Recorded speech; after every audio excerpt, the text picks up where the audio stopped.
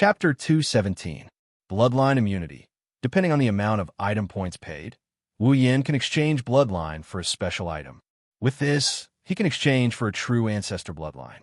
And it just so happened that the limit of bloodline immunity was bloodlines below 500,000 ability points. True ancestor bloodlines happened to be within that limit.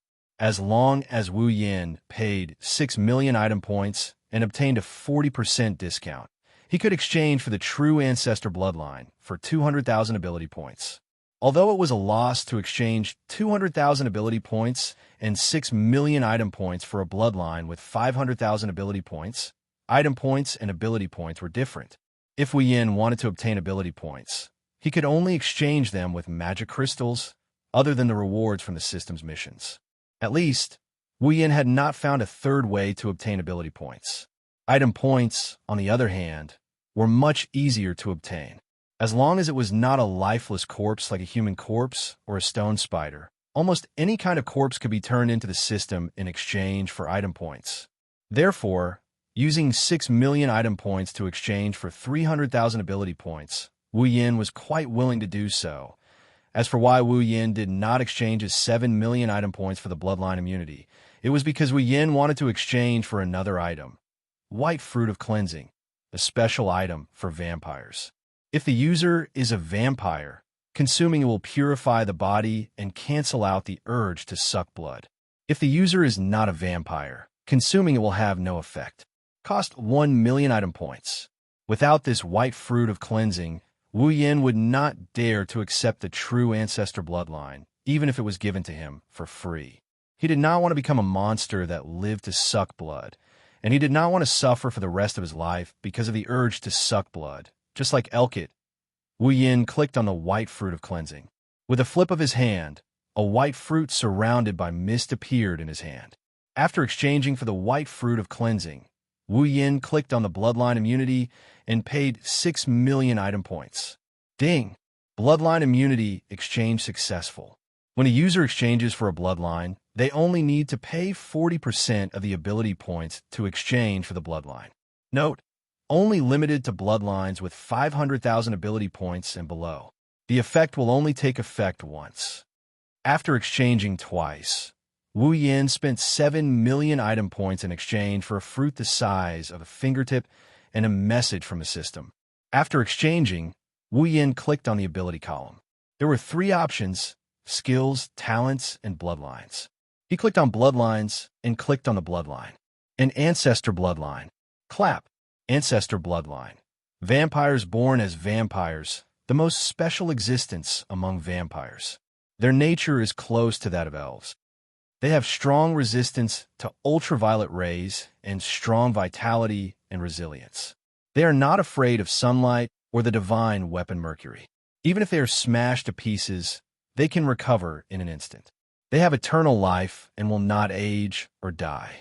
They can give humans the embrace and turn them into vampires. Their only weakness is that they have an uncontrollable urge to suck blood.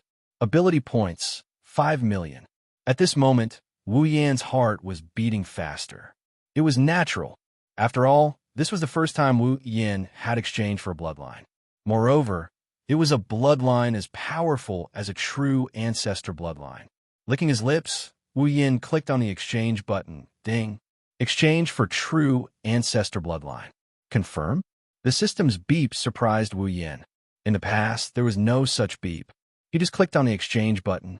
He did not expect there to be a beep when exchanging for a bloodline. Perhaps it was because there could only be one bloodline. If he wanted to exchange for another, he would have to sell the old bloodline to the system. That was why the system was so cautious. Confirm. Ding. Exchange for true ancestor bloodline successful. As the user has a 40% discount for bloodline immunity, the required ability points has been reduced to 200,000 ability points. Ding. Obtained true ancestor bloodline. Following the system's beep, countless golden dots of light of various sizes suddenly appeared around Wu Yan's body. Under Wu Yan's scrutinizing gaze, they all surged into Wu Yan's body. The blood that was originally flowing in an orderly manner in Wu Yan's body suddenly flowed at an unimaginable speed when the dots of light surged into Wu Yan's body. The blood flowed faster and faster. Logically speaking, the blood vessels in Wu Yan's body should have exploded long ago. However, not only did the blood vessels in his body not explode, they became even more resilient as the blood flowed faster. As time passed, an inexplicable fluctuation appeared in the wildly flowing blood. The fluctuation passed through the blood and spread to every part of Wu Yan's body. Then it was absorbed by every cell and every tissue. The more fluctuation it absorbed, the stronger the cells and tissues became. They became stronger at a speed visible to the naked eye. When the last ripple was absorbed by the body, the blood flow began to slow down until it returned to normal, flowing slowly. On the sickbed, Wu Yan, who was quietly accepting the true ancestor bloodline's transformation of his body, suddenly opened his eyes. There, the originally black pupils had disappeared, replaced by a pair of wine-red pupils. Wu Yan stretched lazily. His entire body felt as if it was soaking in a hot spring. It was extremely comfortable. He could feel that his body had become unexpectedly strong. At this time, if Wu Yan suffered the same injuries as when he fought with Accelerator, then this time he might not even have a scratch on his skin, let alone almost dying. Of course, this comfort was only temporary. Soon, Wu Yan's body trembled violently. His wine-red pupils suddenly turned golden. At the same time, a strong sense of hunger came from the depths of Wu Yan's body. His body shuddered violently. He felt extremely uncomfortable. His throat involuntarily moved up and down. He didn't even need to think about it to know that this is the urge to suck blood. Wu Yan tossed the white cleansing fruit into his mouth. As soon as it entered his mouth, the white cleansing fruit turned into a cold current that rushed into his body. The cold current quickly circulated in his body and washed over his entire body. Wu Yan stopped trembling, and his golden pupils returned to their original wine-red color. Wu Yan felt his body become much lighter. Wu Yan clenched his fists, and he mumbled, "That should do it, right?" After exchanging for the true ancestor bloodline, Wu Yan didn't close the system projection. Instead, he clicked into the equipment section and found a piece of equipment, Meteor Knight, B grade, also known as the Bow of Annihilation. With one arrow, the enemy will be annihilated. No arrow needed, automatic homing. 150,000 equipment points. Wu Yan had been eyeing this bow for a long time. It wasn't just because it was a B-grade gold armament. It was also because the system's evaluation said that it was infinitely close to A grade. It's also because of this rating that's infinitely close to an A grade, and the description that says, one arrow, the enemy will be annihilated, that he gave up on exchanging for 8B grade sword. Shana of the Nippon Den isn't at the point of elimination yet. If he can get his hands on a sure-kill bow like this, Wu Yan's killing power will increase by leaps and bounds. The moment he clicked on the exchange, a pitch-black bow that shines like stars appeared in Wu Yan's hand. Wu Yan smiled, but when he saw his character's status, he couldn't bring himself to smile. Character: Wu Yan abilities: True Ancestor Bloodline, Sword Expert, Cooking Expert, Complete Memory, Chaotic Return to Horizon Dance, Electromaster, LV5, Equipment, Shana the Templar, C grade, Dragon Armor, C grade, Meteor Knight, B grade, Summons, Misaka Mikoto, Gue, Chuju, Ikaros, Astria Equipment Points, 21,000 Item Points, 400,000 Ability Points, 1,000 Summoning Points, 22,000 Level, 66. Chapter 218. Character: Wu Yan abilities: True Ancestor Bloodline, Sword Expert, Cooking Expert, Complete Memory, Chaotic Return to Horizon Dance, Electromaster, LV5, Equipment, Shana of the Holy Temple, C, Dragon Armor, C, Meteor Knight, B, Summons, Misaka Mikoto, Gue, Chuju, Ikaros, Astria Equipment Points, 21,000 Item Points, 400,000 Ability Points, 1,000 Summoning Points, 22,000 Level, 66. Everything is back to square one. True Ancestor Bloodline: 200,000 Ability Points, white cleansing fruit. 1 million item points, bloodline immunity. 6 million item points, meteor knight. 150,000 equipment points. After a short exchange, he had used up 200,000 ability points, 7 million item points, and 150,000 equipment points. Right now, he only had 400,000 item points and 21,000 equipment points left. The worst was his ability points, which were left with only 1,000 points. He didn't even have enough to cover his foundation.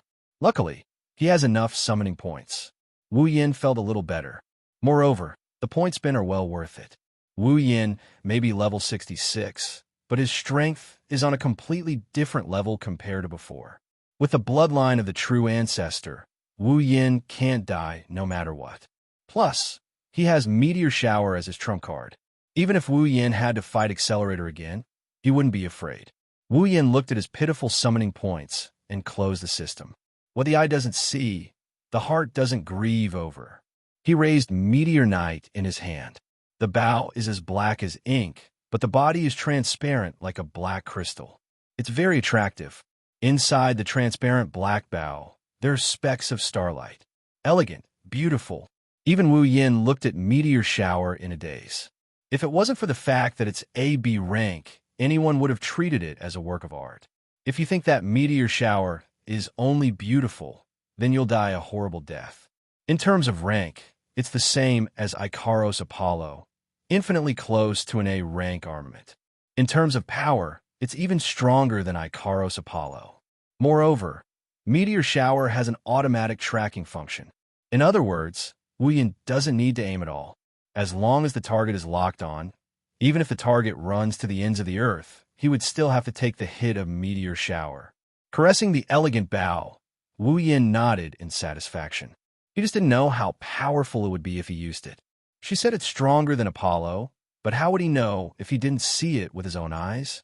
Of course, Wu Yin isn't stupid enough to shoot an arrow here.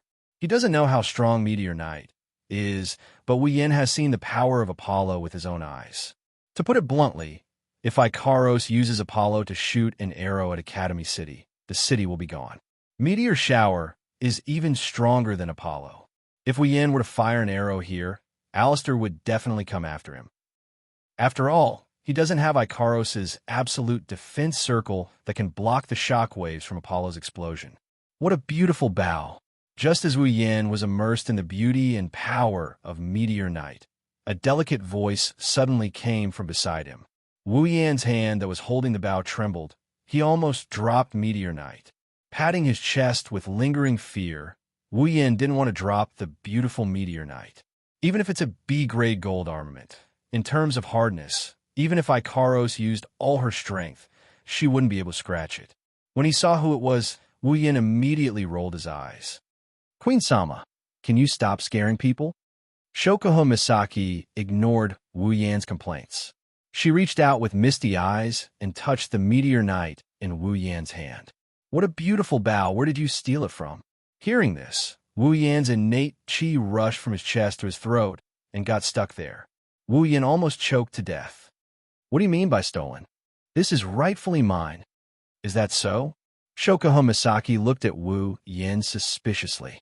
With one look, she froze. Her starry eyes flashed with a strange light. Shokuho Misaki looked at Wu Yin blankly before asking him in a shocked tone. Why did your eyes turn red? My eyes turned red. Hearing Shokuho Misaki's words, Wu Yan's first reaction was to be stunned. After all, his eyes are on his body. He doesn't have the ability to see his own eyes without the help of external forces. Shokuho Misaki didn't say anything. She took out a mirror from her bag and placed it in front of Wu Yin. A pair of wine-red pupils, as if they were naturally there, added a lot of charm to Wu Yan's face that wasn't ugly nor handsome. It really is. Touching his own eyes, Wu Yin understood. This is the effect of the true ancestor bloodline. He is now a true ancestor vampire. Not bad. Wu Yin didn't answer Shokuho Misaki's question. Shokuho Misaki is pretty curious about him anyways. Adding 1 or 2 more wouldn't hurt at all. Isn't there a saying that goes like this? When a girl is curious about you, she's not far from falling for you. Although he doesn't know how true this saying is, Wu Yin doesn't mind making it true. After all, he has a glorious mission 3 waiting for him to complete. Otherwise, he might as well aim at Jusama first. Staring at Wu Yan's deep wine-red pupils, Shokuho Misaki's starry eyes flickered. But Jusama knows that her problem is like throwing a meat bun at a dog. It's a one-way trip. Shokuho Misaki stood up. Just when Wu Yan thought she would run away in a fit of pique, Shokuho Misaki took out a remote control from her bag and pressed it on Wu Yan. Beep! Following Jusama's action, a flash of electricity appeared in front of Wu Yan, making Wu Yan feel helpless. Jusama, are you trying to control me? Yes. Shokuho Misaki didn't have the slightest awareness of her wrongdoings. Her starry eyes once again met Wu Yan's wine-red pupils. If possible, I really want to control you. Then use psychological control to learn all your secrets. Hearing this, Wu Yan rolled his eyes. No, it's more like he rolled his eyes. Haven't you heard of it? A man with secrets is the most attractive. I've only heard of this saying among women. Men should be more attractive with deeper secrets. Well, it doesn't matter. With a flip of his hand, the meteor shower disappeared from Wu Yan's hand. It was stored inside his space ring. Shokuho Misaki raised an eyebrow, but didn't ask any more questions. She knew that Wu Yan wouldn't say anything. So, she just smiled and said, "What a pity, such a beautiful bow. How nice would it be if I had it?" Wu Yan looked at Shokuho Misaki with a half-smile. Jusama, do you know that the beautiful bow you speak of can destroy the entire Academy City if you pull it? Shokuho Misaki was shocked, then she laughed. Era, you must be joking with me. What do you think? Jusama still had that half-smile on her face, but she couldn't laugh this time. Based on her understanding of Wu Yan, this sentence is most likely true. Shokuho Misaki covered her mouth.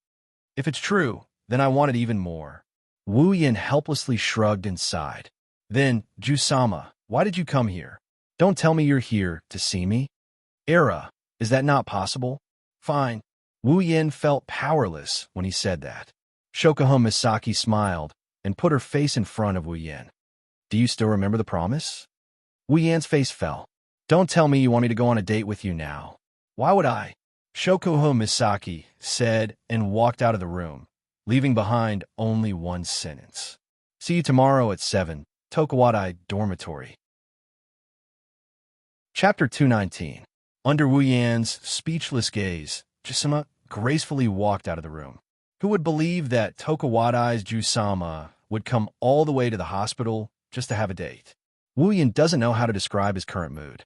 If you want to say he's happy, then a little. After all, his date is Shokuho Misaki. It's just that Wu Yan doesn't understand why Jusama is so eager to go on a date with him. Is it to attack Mikoto? Probably a little.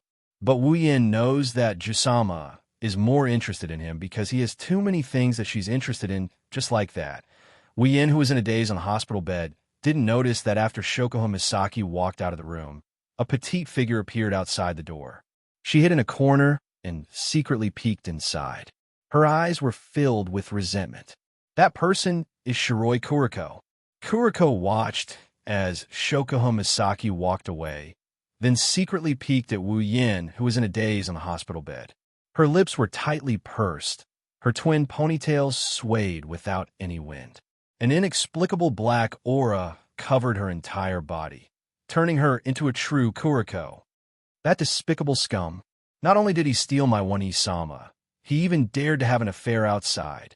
And it's with that Shokuho Misaki. Whenever she thought of her One-sama falling into the hands of that scum, and only a member of his crystal palace, Kuriko's entire body went into a frenzy. She almost tore off her clothes.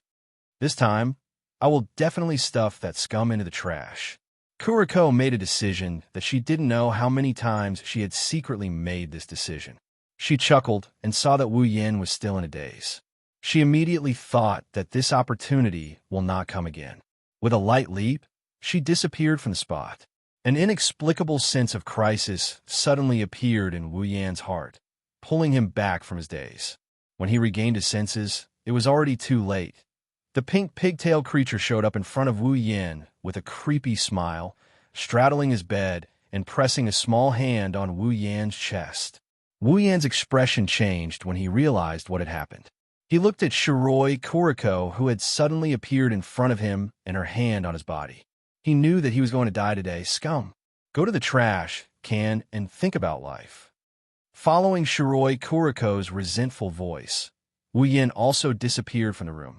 Shiroi Kuriko was the only one left sitting on Wu Yan's bed. She was laughing coquettishly as if her scheme had succeeded. In an empty alley, a figure suddenly appeared on top of a trash can. With his head down and feet up, he firmly plunged into the trash can. F********,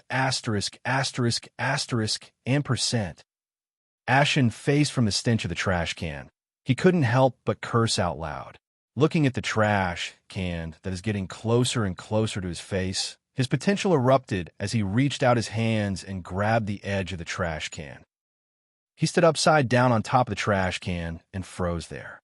A steady stream of stench entered Wu Yan's nose. Wu Yan's hands trembled, and he almost fell into the trash can. Gritting his teeth, Wu Yan tilted and fell to one side. He would rather fall into a dog's mouth than fall into a trash can. Wu Yan's wish of falling was quickly realized. His face, which had become much more handsome because of his wine-red pupils, fell to the ground. He howled in pain. If he hadn't become a true ancestor and his body had become much stronger, he would have been disfigured standing up from the ground. Wu Yan covered his face and said hatefully, "Shiroi Kuriko, you damned Yuri girl. I will remember this." Although Yuri girls are very loving and Shiroi Kuriko is a petite and cute girl, Shiroi Kuriko has clearly left the Yuri level and is heading toward the pervert level. Against a pervert, Wu Yan believes that he can still bear to do it. "Mikoto, why are you so popular?" Muttering to himself, Wu Yan didn't notice that because of his words, he had attracted another person's attention. "Hello, may I ask if the Mikoto you were talking about is Misaka Mikoto?" The sudden voice startled Wu Yan, but when he saw the person's face, he was stunned again. "Hello, may I ask if the Mikoto you were talking about is Misaka Mikoto?" The person saw Wu Yan's dazed expression and thought that he didn't hear clearly, so he asked again in a very gentle voice. But Wu Yan knows that although this person isn't a bad person, he's definitely not a good person either. It's Sally. In the original work, the magician who had a crush on Mikoto and betrayed the organization to join the Academy City Black Ops. The one who pretended to be the grandson of the chairman of Tokuwadai Middle School, Haihara Mitsuki. In other words, Wu Yan's love rival. Why is he here? Wu Yan frowned slightly and smiled at Sally, who is now disguised as Haihara Mitsuki. "Oh, do you know Mikoto?" Sally took a deep look at Wu Yan and smiled warmly at him. "Hello, I am Haihara Mitsuki, Misaka Mikoto's friend." Wu Yan smiled and nodded, but he snorted in his heart. In the original work, this Sally pretended to be Haihara Mitsuki and kept on pestering Mikoto. He annoyed Mikoto to no end. How can he be considered Mikoto's friend? Even though Wu Yan admired him for joining the Black Ops for Mikoto, he was also a bit annoyed. From another perspective, the person he was determined to protect is his wife. Before Wu Yan could speak, Sally suddenly said, "If I'm not mistaken, this mister, you should be the one who claimed to be Misaka Mikoto's boyfriend on the day of the Tokuwadai Midsummer Festival, right?" "Oh." Wu Yan looked at Sally in surprise. "I didn't expect you to know me." "Of course I know you, sir." The smile on Sally's face had already disappeared, replaced by a bitter expression. "How could I not know Misaka Mikoto's sweetheart?" Hearing this, Wu Yan narrowed his eyes. "You care about Mikoto a lot." Hearing Wu Yan's words, Sally nodded hesitantly. He seemed to be in a difficult position and smiled bitterly. "I'm not afraid of being laughed at, but I really look forward to Misaka Mikoto." In other words, Wu Yan said to Sally indifferently, "You're here to declare your love rival." "No, no." Sally quickly shook his head. "As long as Misaka Mikoto can be happy, I'm satisfied." "Then why are you looking for me?" Wu Yan frowned. "Don't tell me you're here to confirm my relationship with Mikoto." "That's not it either." Sally shook his head again, but this time there was no longer any bitterness or gentleness on his face. What appeared on his face now was a cold expression. For Mr. to be able to obtain Misaka Makoto's heart, this one is very envious and sincerely wishes Misaka Makoto well. However, from what I know, Mr. seems to be entangled with other girls as well. Oh? Wu Yin laughed this time. In other words, you're here to fight for justice for Makoto. You can say that. Etsali looked at Wu Yin expressionlessly. Compared to the gentle big brother image from before, the current Etsali seemed to have been corrupted. It's a bit sinister. I hope Misaka Makoto can be happy. I don't want Misaka Makoto to be hurt. If Mr. can promise me to cut off all contact with other girls, then I will leave this place. Wu Yin quietly waited for Etsali to finish speaking, then said indifferently, "Is that all you want to say?" Following his voice, Wu Yin's wine-red eyes stared at Etsali. An indescribable pressure suddenly enveloped Etsali's body. "Then let me tell you, you'll be disappointed." Chapter 220. In a spacious alleyway, Etsali looked at Wu Yin, who was emitting a terrifying aura. Cold sweat started dripping down his forehead. He didn't even care about Wu Yin's. "Let me tell you, you're going to be disappointed." His back was already soaked in cold sweat. Etsali resisted the urge to kneel down and tightly clenched his teeth. His heart was filled with shock. What's going on? Wasn't this person just an ordinary LV0 powerless? How can he have such a terrifying pressure? Who is he? What Etsali didn't know was that if he met Wu Yin an hour ago, he wouldn't have lost his composure like this. Because at that time, Wu Yin wouldn't be able to emit such a level of pressure. At least, it wouldn't make a magician like Etsali have the urge to kneel. If Etsali came an hour earlier, he would have already made his move when he heard Wu Yin say, "Let me tell you, you are about to be disappointed." Because at that time, Wu Yin didn't have the true ancestor bloodline. True ancestor bloodline. With this bloodline, Wu Yin can be considered a true ancestor in name only. Although he became a true ancestor, Wu Yin's level didn't increase. Originally, the true ancestors referred to those special vampires. They had great potential and could grow to the peak of existence. However, this did not mean that they had such great strength from the beginning. At the end of the day, true primogeniture is like the top of the food chain.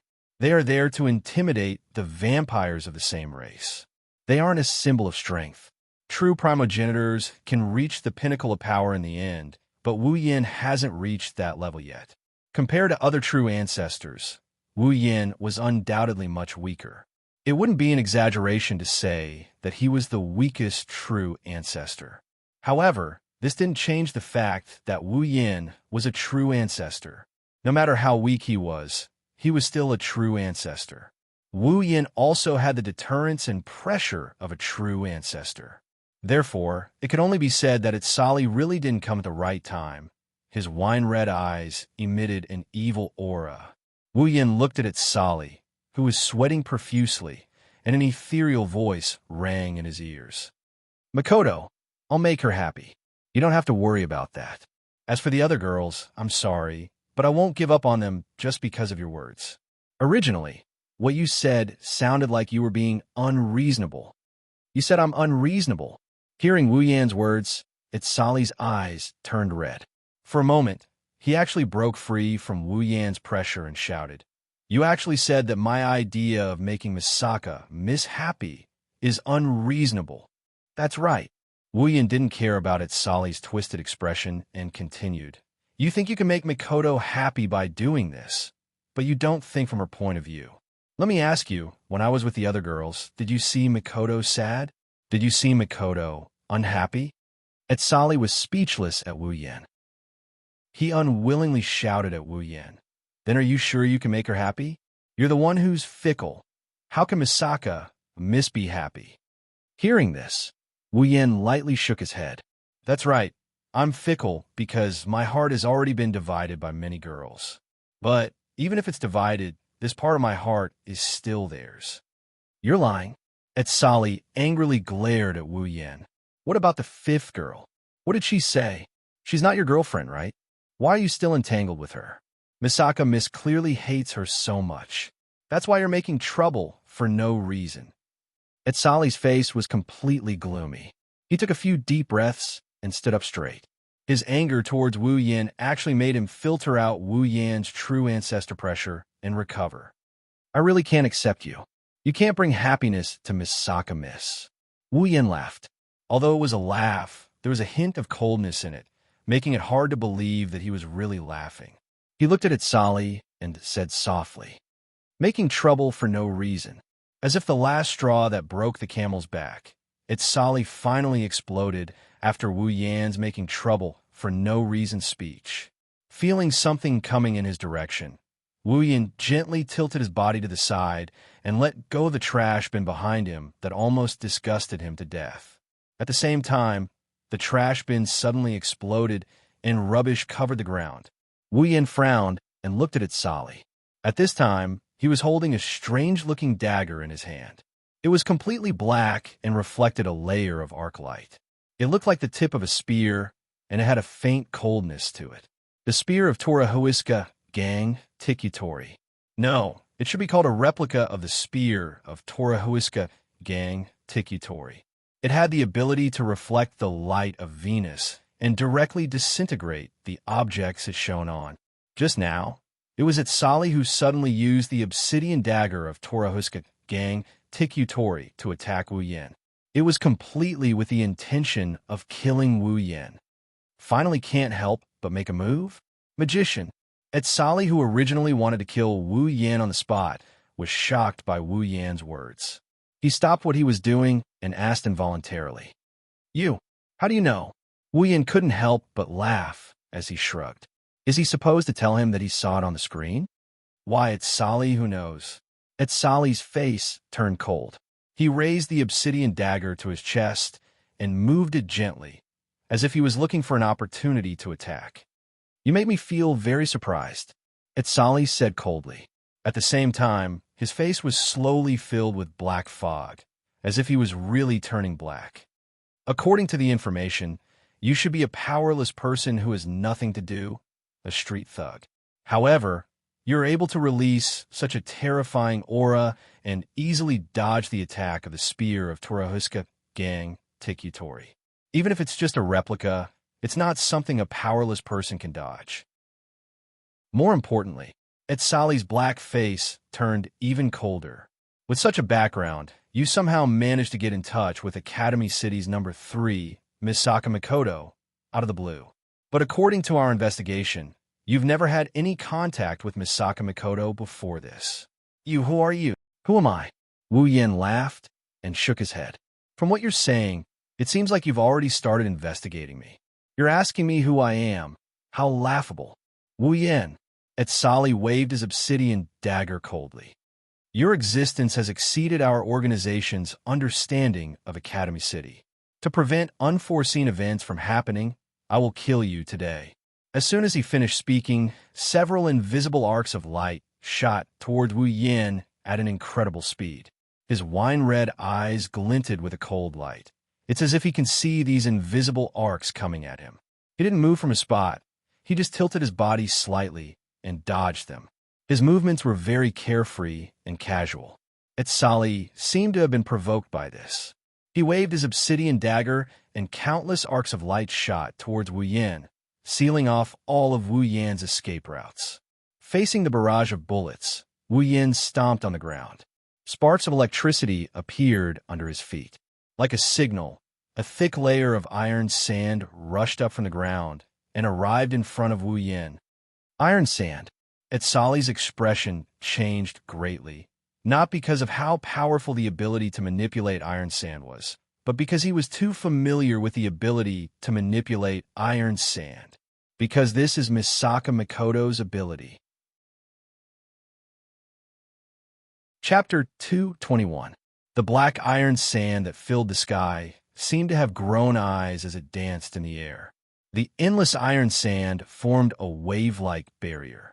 As it surged, it completely blocked the attacks of the replica Torohuiska spear of Tikutori in Itsali's hands.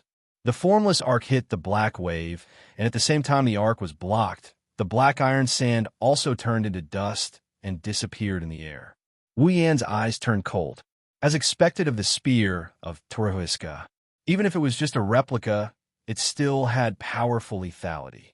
No matter who it was, if they were hit by it, they would not be able to come out unscathed.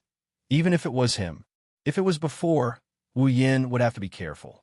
That kind of absolute decomposition power is too big of a threat to him. But now, with the true ancestor bloodline, even if it's decomposed, he can recover in an instant. At most, he'll just have to enjoy the feeling of being cut into 1,000 pieces. Of course, only an idiot would enjoy the feeling of being cut into 1,000 pieces. Sali stared blankly at the unscathed Wu Yin. He didn't care that his attack was ineffective. Instead, he asked, "Why did you use her ability?" Wu Yin stared at Sali and sighed. "So, from the start, you didn't know anything. You even said that you want to give Mikoto happiness." This time, Sali was silent. At the same time, there was a bit of jealousy in his eyes. That's right. He was jealous of Wu Yin. He was jealous that he could sit on a beauty. He was jealous that he could have the same ability as the person he admired. Logic told him that in this world, there can't be the same ability. The other person's ability is just similar. But his intuition told him that he really didn't know anything. He didn't know why the other person could hide his identity so well. Even their organization couldn't get any specific information about him. He didn't know why the other person had the same ability as Miss Mikoto. And it was so strong. There were too many things that he didn't know. It made Sali fearful. It wasn't because he was afraid of Wu Yan's mysteriousness. It was because he was afraid of his own ignorance. He was afraid. He was afraid that he really didn't know anything. He was afraid that he didn't know anything about the person he liked. He was afraid that he was being unreasonable because of his ignorance. Because Wu Yan's behavior already told him that he really didn't know anything. You bastard. The fear of the unknown made Sali want to escape. He roared hysterically at Wu Yan and waved the replica of Tora Whiska's gun of Tikutori towards Wu Yan. However, just as Sali raised the replica of the spear of Tora Whiska above his shoulder, an orange beam shot out and shattered the replica into pieces before he could react. Sali took 2 steps back in shock. He looked at Wu Yan, who was pointing a finger at him, and said in disbelief, "Super. Railgun. You can't believe it?" Wu Yan said faintly. At the same time, he took out another coin from his pocket and held it in his hand. Lightning flashed. "Do you want to confirm it with your own eyes?" Sali felt a strange sense of danger lock onto his body. Even if he didn't want to believe it, he could only choose to believe it. His face slowly turned gray. Sali weakly kneeled on the ground. His eyes were lifeless. I really didn't know anything. The coldness in his wine-red eyes was slowly retracted by Wu Yan. Wu Yan sighed. At this moment, he felt that he was too evil. After all, this kind of confrontation was too much for Sali. No matter what, the other party did it for Mikoto's sake. Even if he felt a bit uncomfortable, he didn't have the right to stop someone from liking someone. He may be petty, but he wasn't that petty. Looking at Sali, who had completely lost his will to fight, Wu Yan looked at him with pity. This person who couldn't express his feelings, whether it was in the original work or now, he was a pitiful person. Thinking up to here, Wu Yan didn't plan on interfering anymore. He turned around and slowly walked out. When he passed by Sali, he suddenly raised his head and said to Wu Yan, Can you promise me to protect her forever?" Hearing this, Wu Yan stopped in his tracks. In his heart, he felt a bit helpless. In the original work, when Sali was defeated by Tumei, he turned his feelings into a request. He asked Tumei to protect Mikoto forever. Unfortunately, Tumei only saw Mikoto as a friend.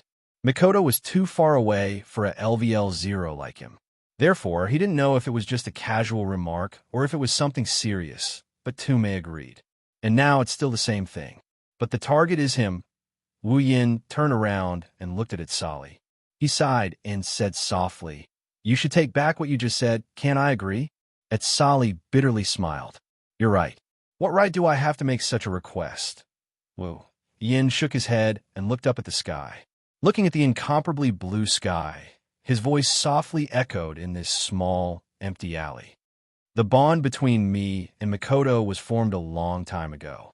It's so deep that it's incomprehensible to others. Wu Yin touched his chest and closed his eyes.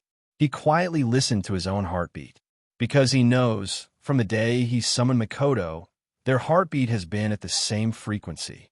When there is still a place for us in this world, we will be together forever. When the world can no longer tolerate our existence, we will live and die together.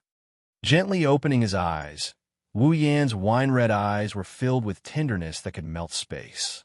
It was as if he could see through the barrier of space and see the beauty in the distance. Our lives are intertwined. Protecting and whatnot is no longer a word that can maintain our bond. That's right, there's no need for that.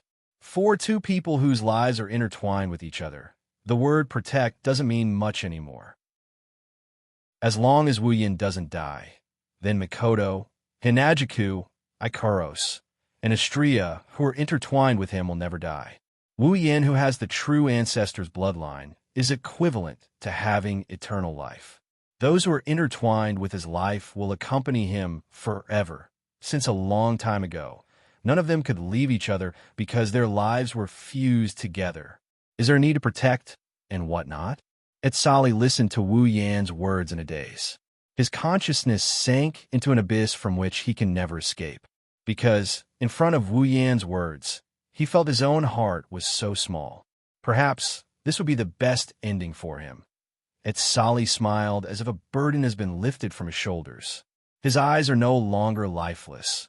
The black mist on his face has disappeared, revealing the face he stole from Mikoto. His smile is as bright as the sun, as if he was relieved.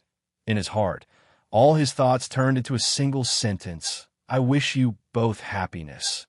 In a place Wu Yin and Etsali can't see, in the corner of an empty alley, Mikoto is leaning against a cold wall. Her back is cold, but her heart is warm.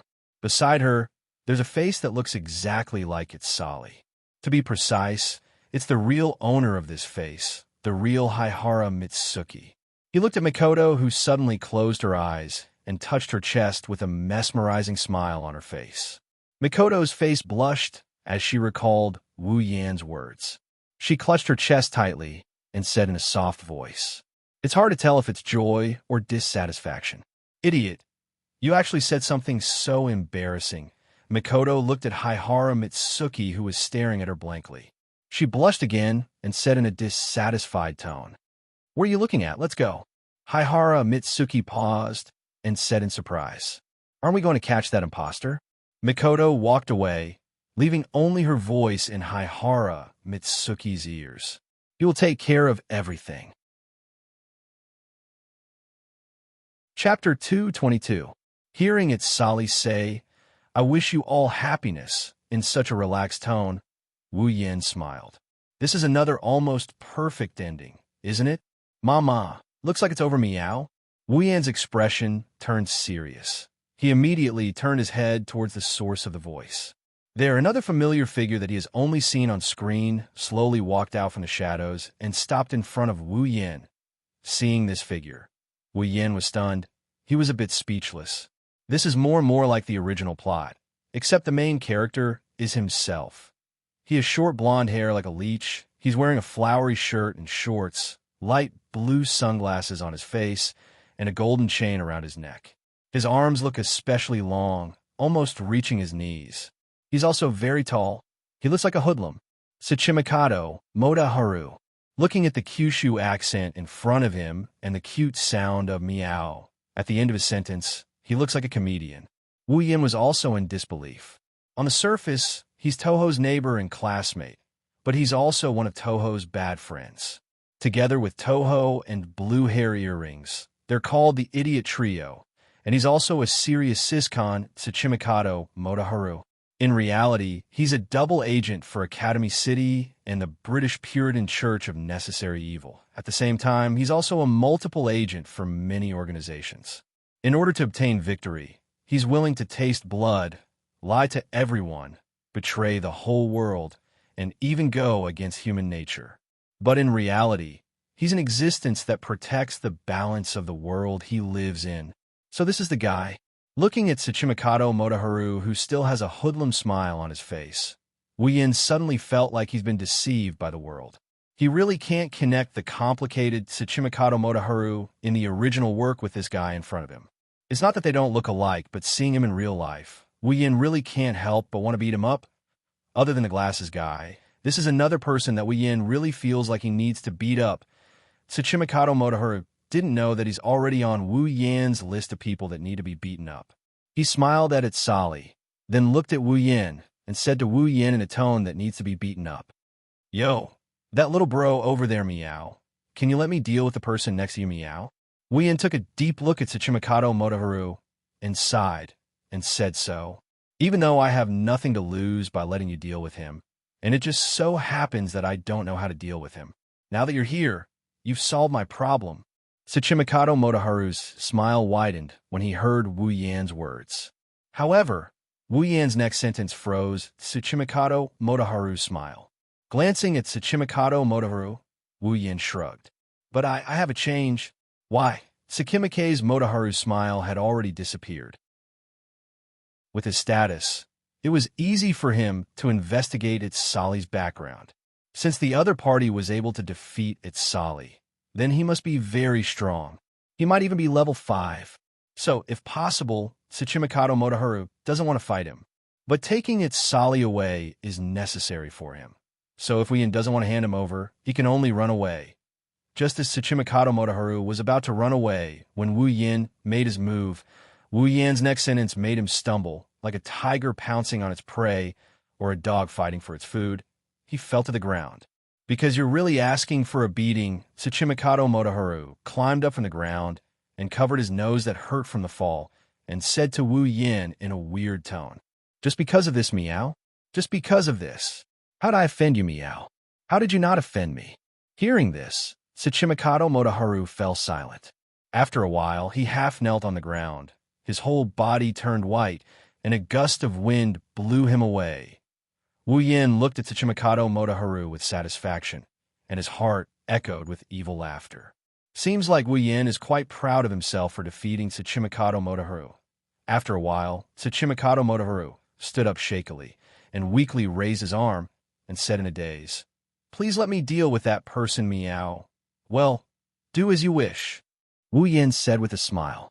Hearing Wu Yin compromise so quickly with Tsuchimikado Motoharu's intelligence, how could he not know that the other party is playing with him? Does he know me? Tsuchimikado Motoharu looked suspiciously at Wu Yin. He really can't remember when he met such a person. But if he says he doesn't know him, the other party seems to know him so well, and the blow to him was so thorough. Since he couldn't understand, Tsuchimikado Motoharu didn't think about it anymore. He walked in front of Itsali and said something to him. Itsali's face was gloomy and uncertain.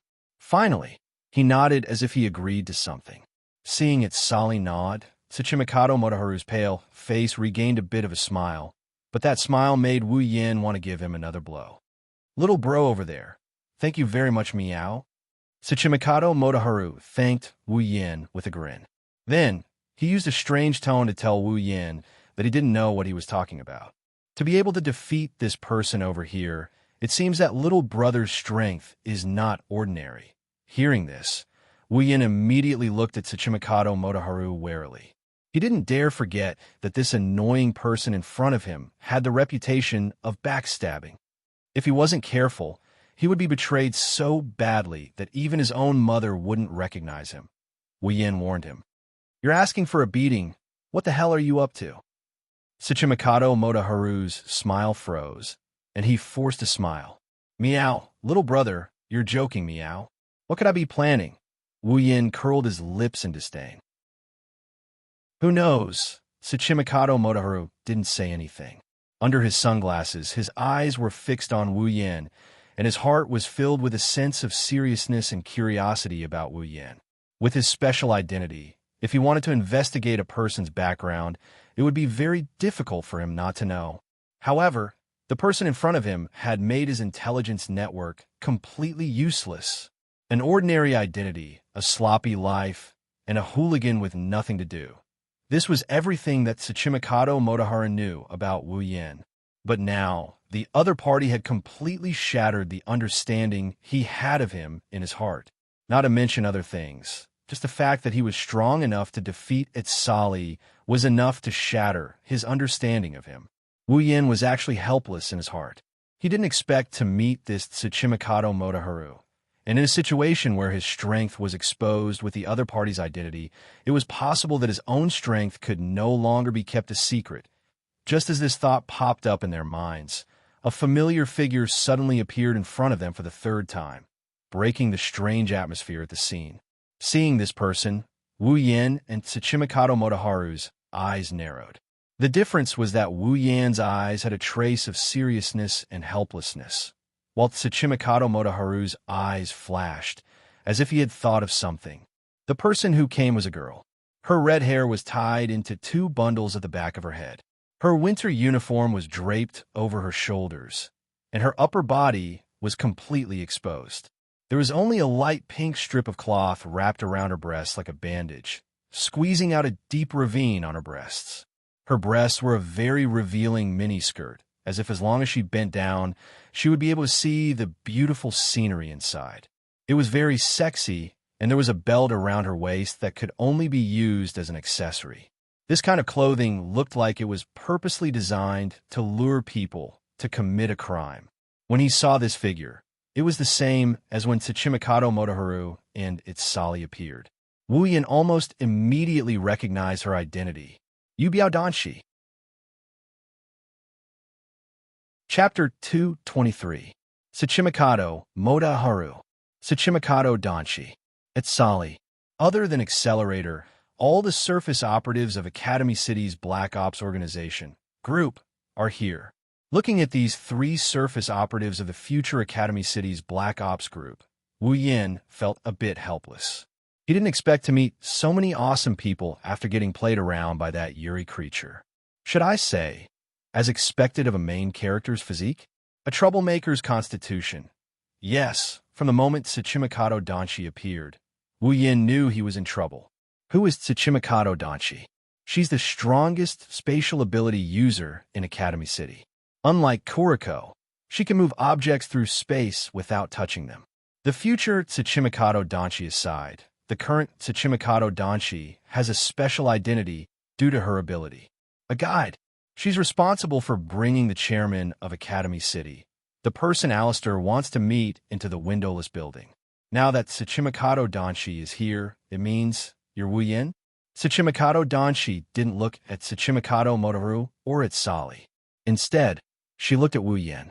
She hasn't experienced the Remains incident yet, so she didn't show any signs of joining Academy City's Black Ops organization. Naturally, she doesn't care about the double agent and magician here.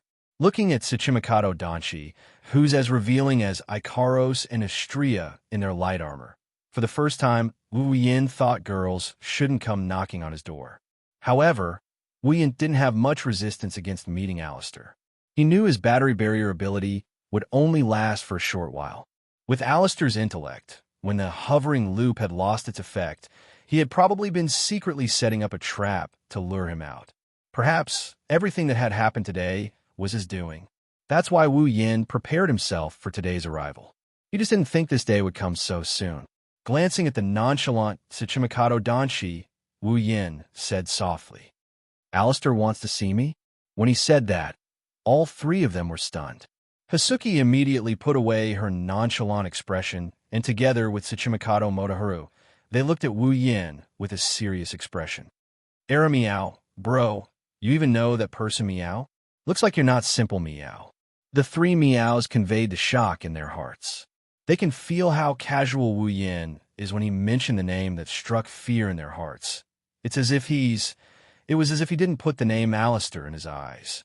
Actually, Wu Yin is quite wary of Alistair. But Alistair doesn't have the qualifications to make him, a transmigrator, feel fearful of him. "Yes, the chairman wants to see you." Her respectful tone showed how unsettled she was. The fact that he could so casually mention the name she feared meant that the person in front of her wasn't someone she could afford to provoke. "That's fine too." Wu Yin took a few steps forward and stopped in front of Seiki. Looking at her slightly cowering eyes, he whispered, "Gratitude and grudges will be settled once and for all." His voice was as soft as a mosquito's, but when it reached the ears of the three people present, it was no less than a heavy bomb. Hey, bro, don't tell me you're planning to have a falling out with that person? Even the word meow was ignored by Tsuchimikado Motoharu. This proved how shocked he was in his heart. When Wu Yin heard Tsuchimikado Motoharu's words, he sighed faintly. If we were to have a falling out, we would have done so a long time ago. That one sentence scared the three of them. They didn't expect Wu Yin to have a falling out with that person. Wu Yin wasn't lying. Ever since he stole the first Misaka's sister and ruined Alistair's plan, they had a falling out. Tsuchimikado Danshi, Tsuchimikado Motoharu, and Itsali were shocked by Wu Yan's words, but they weren't stupid. Tsuchimikado Motoharu quickly stood up and said to Wu Yan, I say, bro, if it's possible, it's better if you don't get into too much trouble with that person. You know, this is Academy City. If you get into too much trouble with that person, it won't do anyone any good. Wu Yin looked at Tsuchimikado Motoharu with a faint smile. Do you think I'm afraid of Academy City? Wu Yin ignored Azali, Tsuchimikado Motoharu, and Itsali's reactions. He laughed and shook his head. If it wasn't for that person by Alistair's side, I wouldn't have had to play so many tricks with him. That person, existence, Tsuchimikado Danshi, Tsuchimikado Motoharu, and Itsali's hearts were in turmoil. The three of them trembled and were speechless. How could the three of them not understand the meaning behind Wu Yan's words? The chairman of Academy City seems to have some hidden trump card. They can feel that if they continue to listen, they will come into contact with the deepest secrets of Alistair's heart. What he didn't know is that his words have already caused the three people here to be unable to calm down for a long time. Maybe if he knew, Wu Yin would be secretly pleased with himself. Who knows? Tsuchimikado Motoharu took a few deep breaths and threw away all the complicated thoughts in his heart. His eyes under the sunglasses looked deeply at Wu Yin. Then, Tsuchimikado Motoharu took a few steps forward. Little bro, I don't know how deep your background is to be able to say that you're not afraid of Academy City, but I can feel that what you're saying isn't false. That's why I'm begging you. Please don't fall out with that existence. I'm counting on you. Hearing Tsuchimikado Motoharu's tone that lost its meow sound and sounded very solemn and sincere, Wu Yan's heart was slightly uncomfortable. He also knows why Tsuchimikado Motoharu would say such words and even use the word request. In his heart, perhaps he has already become an existence that is not inferior to Alistair. If he falls out with Alistair, then when the two of them fight, it will definitely implicate a lot of people. As the saying goes, when immortals fight, mortals suffer. When that happens, Tsuchimikado Motoharu's wish to protect the balance of his world will be completely shattered. Perhaps Tsuchimikado Motoharu thinks that he is on the same level as Alistair. With his own strength, he might not be able to stop the consequences of the two immortals fighting. That's why he said that. However, Wu Yin bitterly smiled in his heart. Tsuchimikado Motoharu thinks that his relationship with Alistair can be eased, but he doesn't know that from another point of view, the two of them can't be eased. If Alistair wants to carry out his plan, then the existence of his sisters is absolutely indispensable. Wu Yin, on the other hand, will not allow Alistair to use the sisters like he did before, using them as tools. This is a fundamental conflict of interest. How can it be eased? In other words, unless one of them gives up, Wu Yin and Alistair won't be able to get along peacefully. Tsuchimikado Motoharu's hope of easing the tension from his side is unrealistic. His wine-red eyes stared at Tsuchimikado Motoharu. Tsuchimikado Motoharu fearlessly looked back at Wu Yin.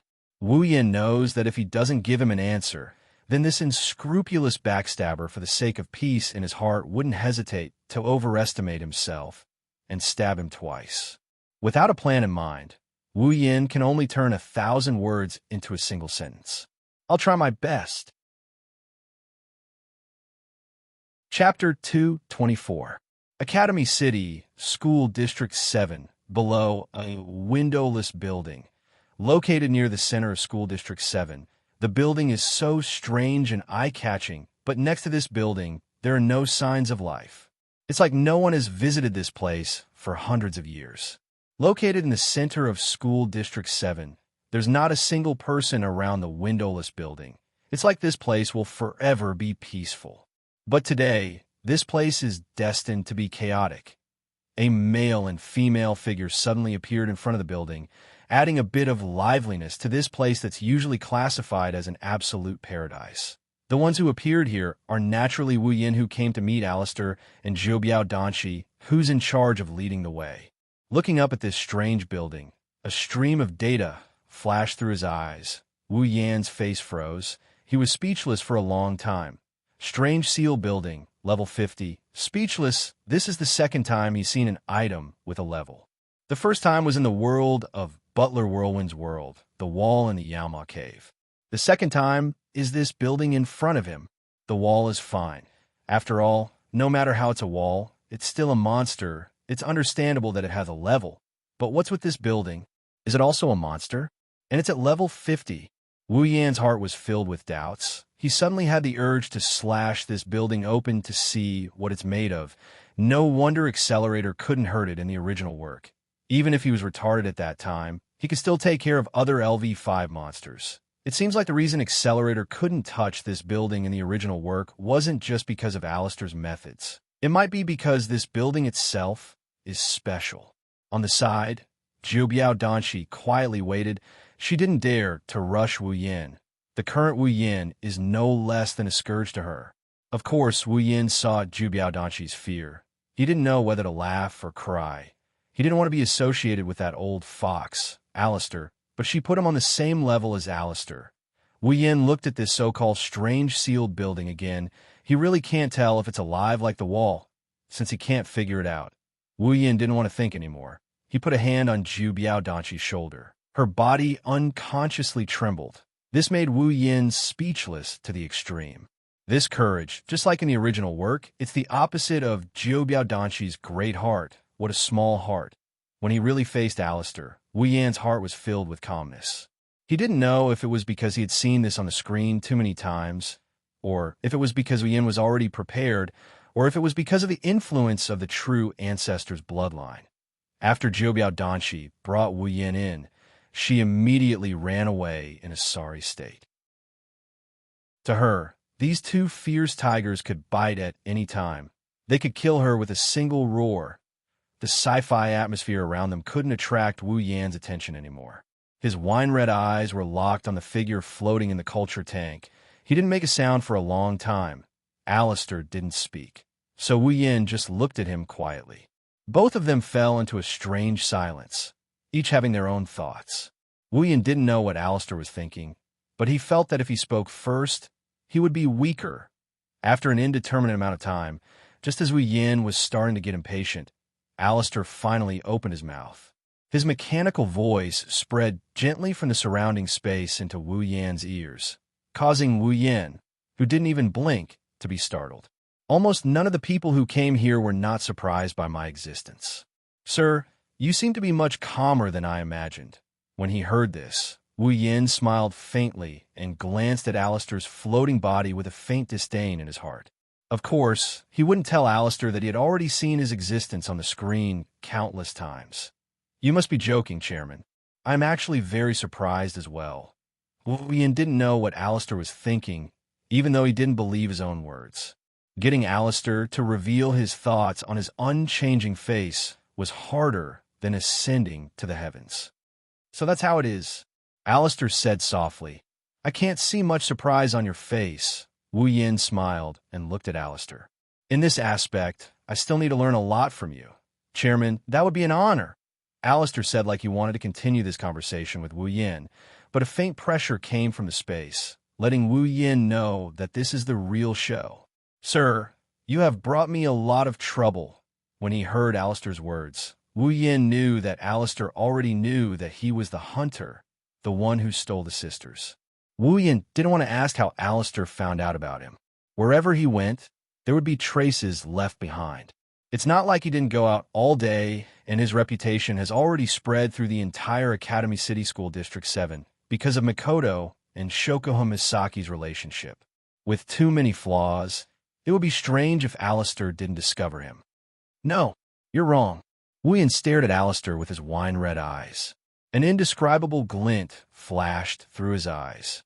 The one who brings trouble to others will always be you, Alistair, not others. When he heard Wu Yan's words, Alistair's floating body stopped and returned to normal. Sir, you seem to know a lot of things. It's not that I know a lot, Wu Yan said lightly. It's just that if it's something related to you, you should at least know a little about it to avoid being kept in the dark. Sir, you must be joking. Originally, the birth of the military clones was Mikoto's own DNA. How could it have anything to do with concealing? Oh. Wu Yin sneered and said, if that's the case, then I think Mikoto won't be disturbed by unknown people anymore, right? Alistair fell silent. Then, the mechanical noise of an ancient well rang out once more. As long as Sir can fulfill my request. As long as your request isn't too excessive. Alistair went silent again, and after a long time, he said, I don't understand, sir. Why would you take such a strong stance for some scientific product? Wu Yan's eyes flashed coldly as he looked at Alistair. The pressure of a true ancestor spread from Wu Yan's body to the entire space. You will never understand. Alistair fixed his gaze on Wu Yan. Who knows if he felt the pressure from Wu Yan's body, but he stared at the pair of wine-red eyes expressionlessly.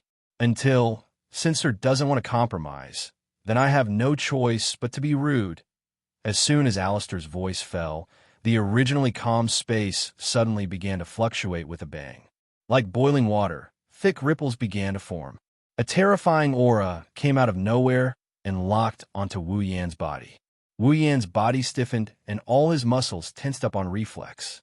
A wild alarm sounded in Wu Yan's mind, telling Wu Yan how bad his situation was right now. Wu Yan clenched his teeth. His wine-red eyes turned golden as he gathered all his strength to resist the terrifying aura coming from Alistair. He met Alistair's gaze head-on without any fear. This scene continued for an unknown period of time. Perhaps it was a moment, or perhaps it was a lifetime. Finally, another wave of fluctuation came from a certain corner of the space. Chapter 2:25. Alistair and Wu Yin looked at each other quietly. Neither of them spoke, but the space around them was no longer as silent as usual. Instead, it was rippling violently like water. Relying on the full power of the true ancestor bloodline, Wu Yan's originally wine-red pupils had turned golden. There were only two possibilities for such a situation to occur. First, the blood-sucking impulse exclusive to the true ancestor bloodline had erupted. Unable to control one's desire to suck blood, one's pupils would turn golden. However, Wu Yan's blood-sucking impulse had long been purified by the white fruit of cleansing. Therefore, such a situation would never occur to him again. The second possibility for the pupils to turn golden was to activate the power of the true ancestor bloodline.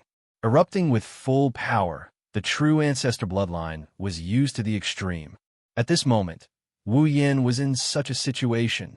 However, even if Wu Yan activated the true ancestor bloodline to the extreme, he still couldn't completely cancel out that inexplicable eruption of aura that was locked onto him.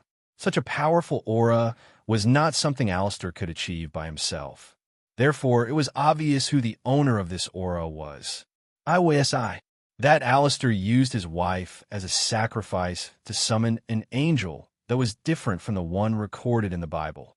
Suddenly, in a corner of the space where Wu Yan and Alistair were already fluctuating, the fluctuations began to condense purposefully. Like a black hole, it spiraled and absorbed, causing Wu Yan's mind to tremble. An extremely resplendent light shot out from the condensed black hole. With the momentum of a sharp arrow, it violently attacked Wu Yan, whose pupils had already shrunk to the size of needles. Danger. Extreme danger. If things went wrong, he would die once. Such a thought rose from Wu Yan's heart almost as soon as the light shot out. At the same time, the light had already arrived in front of Wu Yan. Wu Yan's heart gradually calmed down as he faced the incoming light. He knew that he wouldn't be able to dodge this light attack. However, this did not mean that Wu Yan had given up resisting and was prepared to welcome his own death.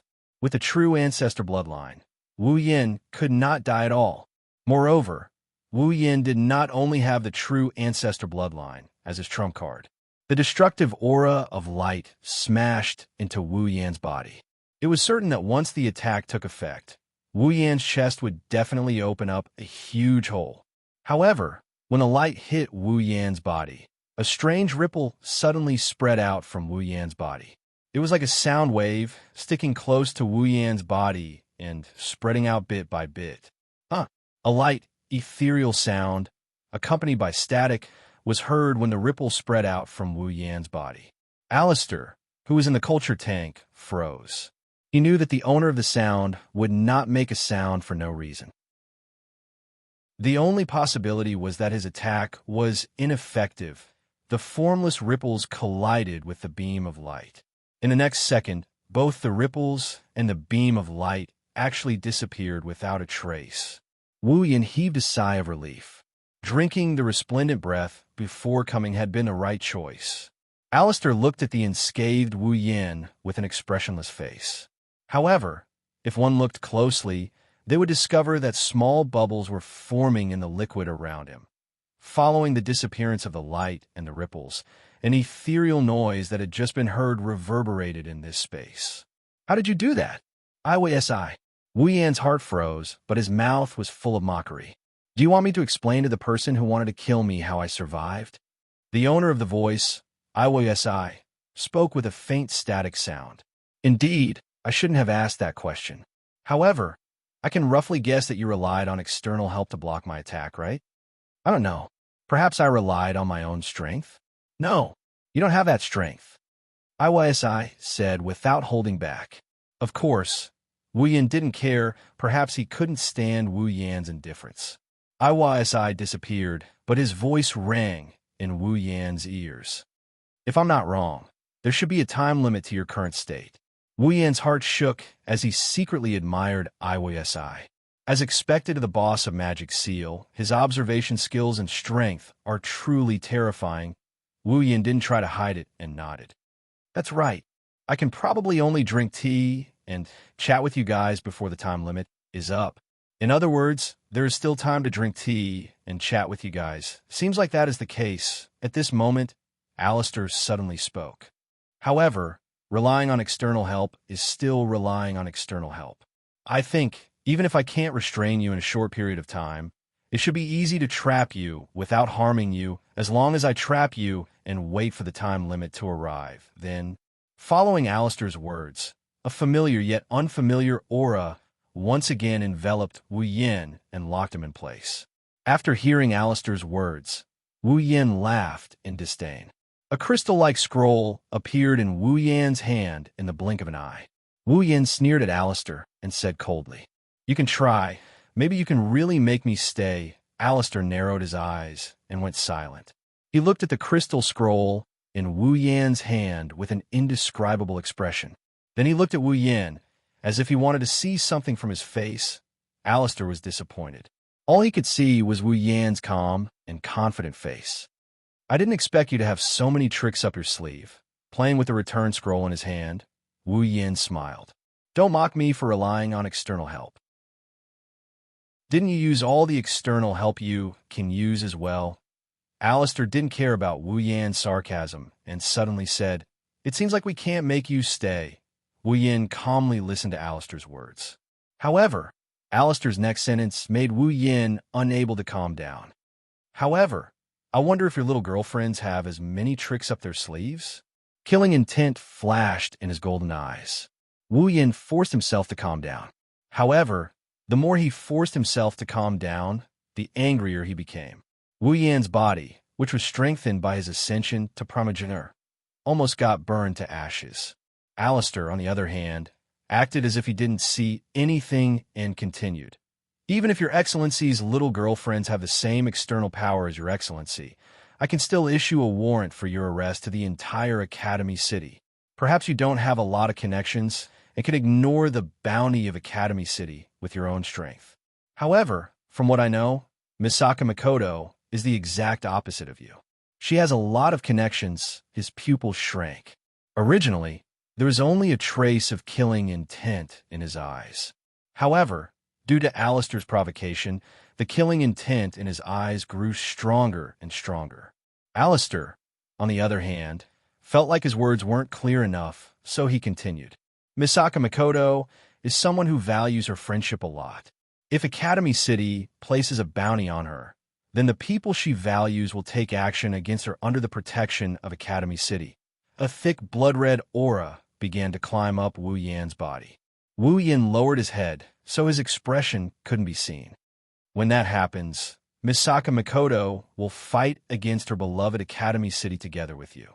She will fight against the people she values and kill each other. Chapter 2:26. Following Alistair's emotionless voice, Wu Yan finally couldn't suppress the anger and killing intent in his heart and exploded. A thick blood-red aura covered his body. Wu Yan fiercely raised his head. A pair of golden pupils stared at Alistair's body like a ferocious beast. With a flip of his hand, a light flashed and a transparent longbow shaped like a wing, completely black as ink, with starlight flickering within it, appeared in Wu Yan's hands. Wu Yan raised it up. Draw the bow.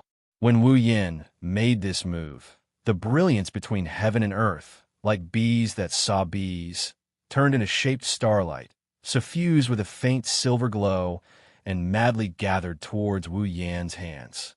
The moment heaven and earth lost their color, Awaza's aura that originally filled every corner of this space was suddenly torn apart like paper, and was replaced by the terrifying aura emitted from the elegant longbow in Wu Yan's hands. Alistair's face that had remained unchanged for 10,000 years finally began to fluctuate slowly. Although the range was very small, it was simply inconceivable for this face that had never shown any clear emotions before. As for Iwas, there was still no trace of him at the scene. Only behind Alistair's culture tank, a faint figure flashed there.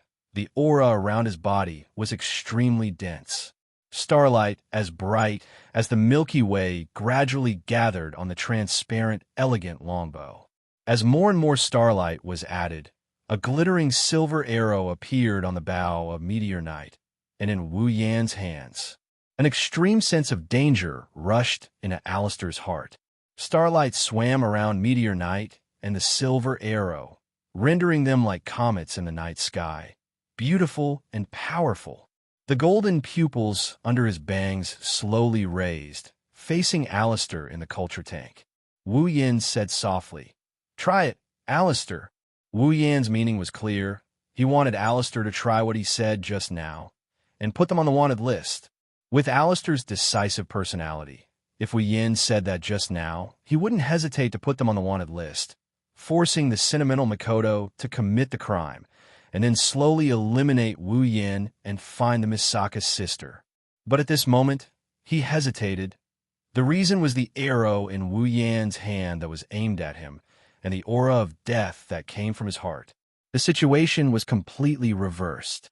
The one who was threatening him became the one being threatened, and the person who was threatened became the target of the threat. Moreover, the threat was successful. Alistair's eyes flickered. How many years has it been since he felt death so close to him? To think that there would be a day when he would be threatened by someone. You better think it through. While Alistair was hesitating, Awaz used some unknown method to let his voice ring in Alistair's mind. Alistair's eyes narrowed, and he thought to himself, could it be that even you don't have the confidence to block that bow's attack? AI Waz was silent for a moment, as if he was thinking, and then he said, I have the confidence to block that bow's attack, but I don't have the confidence to not get hurt. Alistair's heart shook, and he couldn't respond for a long time. Aiwas seemed to know that under Alistair's calm exterior, his heart was shaken, so he said directly in his mind, that bout is extremely dangerous. It gives me the feeling that even the legendary Angel Slayer's sword is on the same level. Plus, he has an inexplicable defense on his body. I have no way to stop him. If I get hit by his attack, getting hurt would only be a light injury. As for you, I can't protect you. This time, Alistair was completely silent. Seeing Alistair's silence, Wu Yan's eyes flashed with anger, and the arrow in his hand pulled back again, and the arrow in his hand was fully drawn. Feeling Wu Yan's actions, the death aura in his heart became thicker, and Alistair couldn't stay silent anymore. "Don't force me." If someone who knew Alistair heard this, their jaw would hit the floor, but Wu Yin understood Alistair's meaning. He still hasn't given up on his plan, even if death is so close to him. In other words, if I really force him, he wouldn't mind dying together with me. Wu Yin gritted his teeth. He wanted to release the arrow several times, but he couldn't make up his mind to let go. He really didn't think that under the threat of death, Alistair still hasn't given up on his ambition. Is his plan that important? If possible, Wu Yin really doesn't want to come to this point, because if Academy City loses Alistair, then it will definitely welcome the army of the magic faction in an instant. To put it bluntly, the entire Academy City is supported by Alistair alone, and if Alistair dies, then it will be the end of Academy City at that time. Mikoto, Kuriko, Wahuru, Ruko, and the others, even if Wu Yin can take them away from this world, but to watch Academy City's population of 3 million, 80% of the students and children die because of his actions, Wu Yin really can't do anything. At this time, Wu Yin couldn't help but think of Tsuchimikato Motohara's words. If possible, it's better to not have falling out with Alistair. But the sisters suddenly, Wu Yin had a flash of inspiration. Alistair only wants the AIM field that originally only existed in Academy City to be able to cover the whole world, not the sisters themselves. If he can make AIM spread to the whole world, then he and Alistair won't have a direct conflict of interest. As for how to make AIM's field spread to the whole world, he has the system item, so what's there to worry about? Field Amplifier, a special tool for virtual fields. It can expand an invisible field infinitely according to the multiplier requirement. 100,000 item points. After finding what he needed, Wu Yin took a deep breath and put down Meteor Shower. Following Wu Yan's action, the silver arrow turned into a sky full of stars and disappeared. Seeing Wu Yin suddenly put down that terrifying bow, Alistair's eyes flashed. He didn't expect Wu Yin to do this. Did he compromise? Alistair. Wu Yin looked at Alistair and said in a deep voice, "You want me to give up the sisters? That's impossible." Alistair didn't say anything after hearing that. With Wu Yan's resistance, he would be surprised if he suddenly agreed to give up the sisters. He knew that Wu Yin must have something else to say. Coldly looking at Alistair and the golden figure behind him, Wu Yin said indifferently, "Isn't your goal to spread the AIM field in Academy City to the whole world? I have a way." Wu Yin felt the aura around Alistair change when he said that, but his face didn't change at all.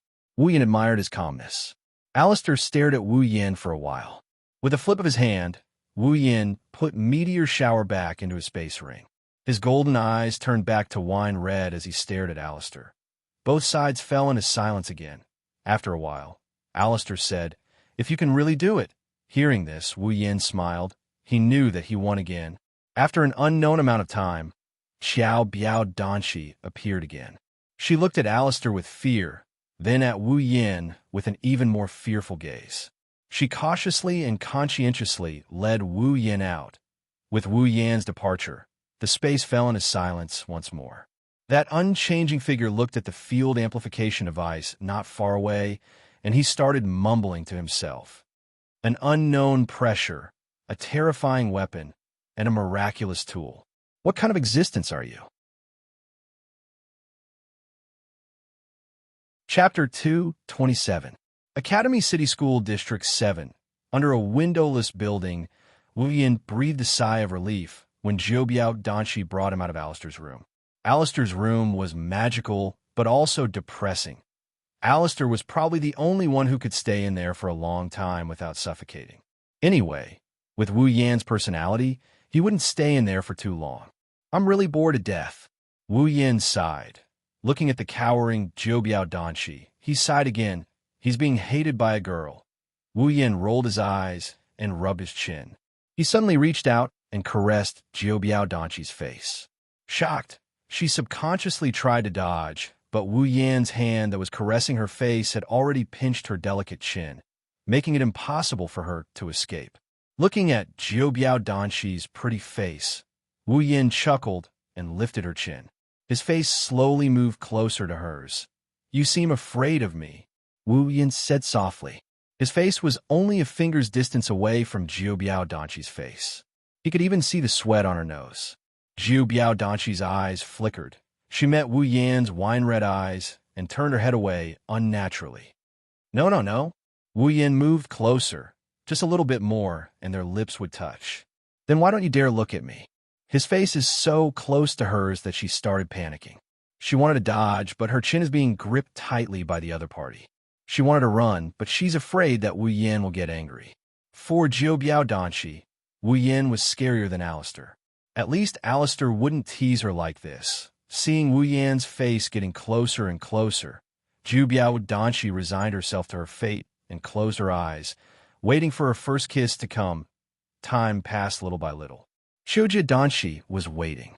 Seconds felt like days, and days felt like years. She waited for a long time, but her lips were not captured by him. She couldn't help but open her eyes to check the situation. She saw Wu Yan's wine-red eyes filled with laughter. "Why are you closing your eyes?" Wu Yan held back his laughter and asked Jiu Biao Danqi teasingly. He seemed to be asking the obvious. Jiu Biao Danqi froze and stuttered. "Says don't you want to? What do I want to do?" When he heard Jiu Biao Danqi's stuttering words, Wu Yan smiled deepened and the corners of his mouth lifted. Jiu Biao Danqi didn't realize that Wu Yan was teasing her. She was a complete idiot. She awkwardly looked away, not daring to look at Wu Yan again. Seeing this, Wu Yan couldn't help but chuckle. He nodded in satisfaction, as if he's happy that he's the one who created this situation. He loosened his grip on Jiu Biao Danqi's chin.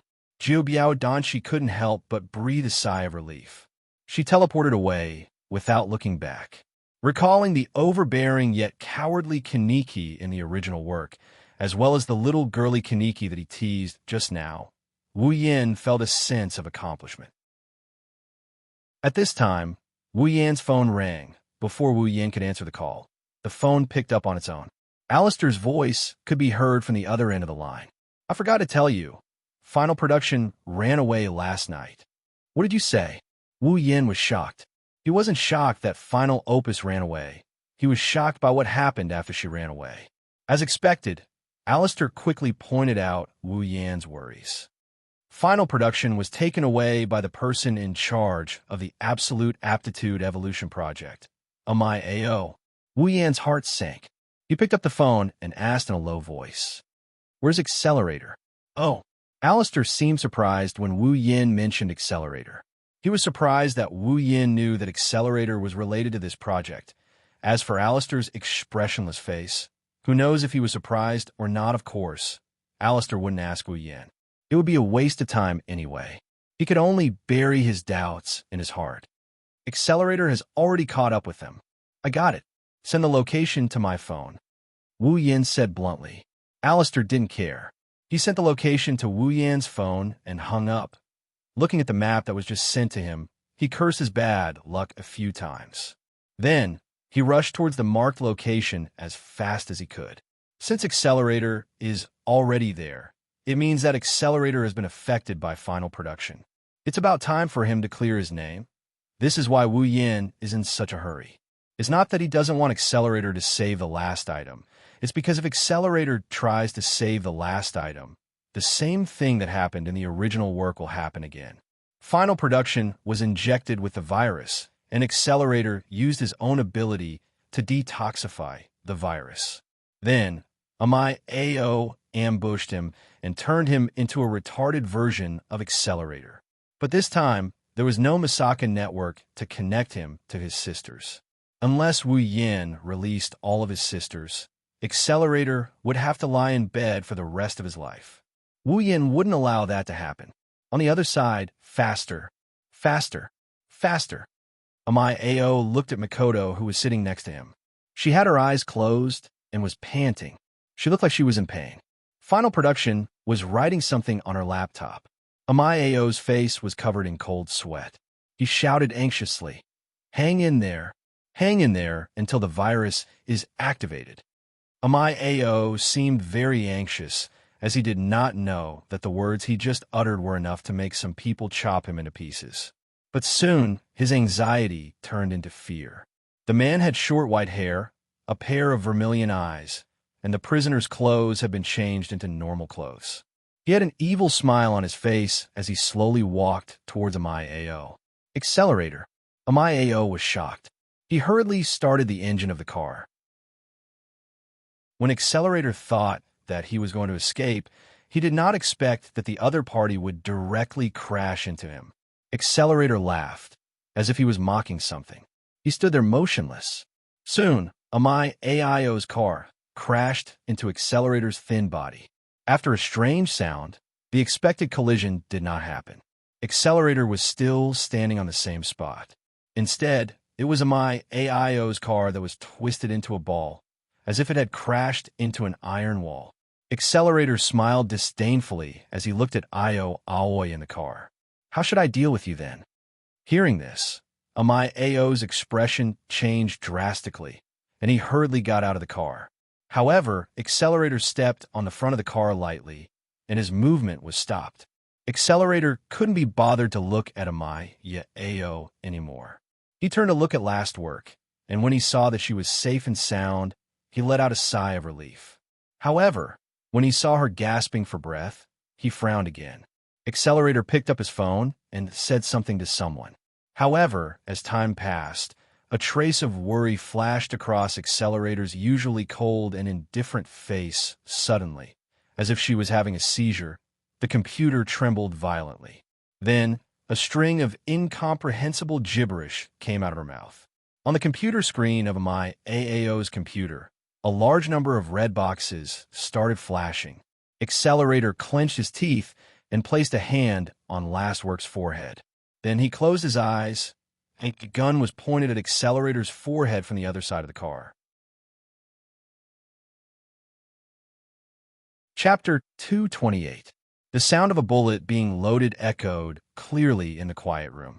It also startled Accelerator, who was concentrating on getting rid of the virus in the last product's body. Accelerator's pupils shrank when he saw the My AO struggling to get up from the ground. He was holding a gun in his hand, but his hand was trembling uncontrollably. He looked like he was in a sorry state. Don't, stop me. Amai Ao managed to squeeze out a few words, but his trembling body and the gun in his hand betrayed him. Accelerator looked at the gun that was aimed at him. Normally, it was no different from scrap metal to him. He could even reflect missiles, let alone a gun. However, at this moment, this piece of scrap metal that he usually disdained was even more terrifying than those missiles. Accelerator, who was helping the last product to get rid of the virus, had already transferred all his computing power to this precise task. He had no extra computing power to do anything else.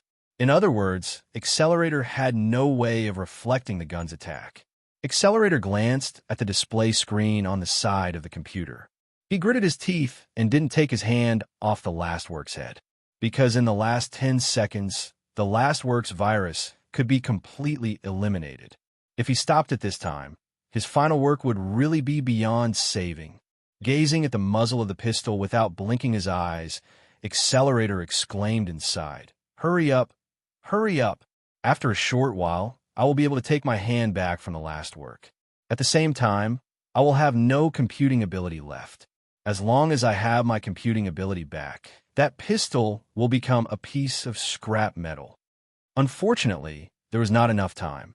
In the last few seconds, Amai Ao had already pulled the trigger. At this moment, a figure appeared. When Wu Yin arrived, Amai Ao had aimed his gun at Accelerator. Wu Yin heaved a sigh of relief. It seemed that even God did not want anything to happen to Accelerator. With a slight movement of his finger, a layer of iron sand suddenly burst out from the ground where Amai Ao was standing. It coiled around Amai Ao's wrist, and with a gentle twist, Amai Ao's hand, which was holding the spear, was neatly cut off. Amai Ao screamed in pain as he held his severed hand.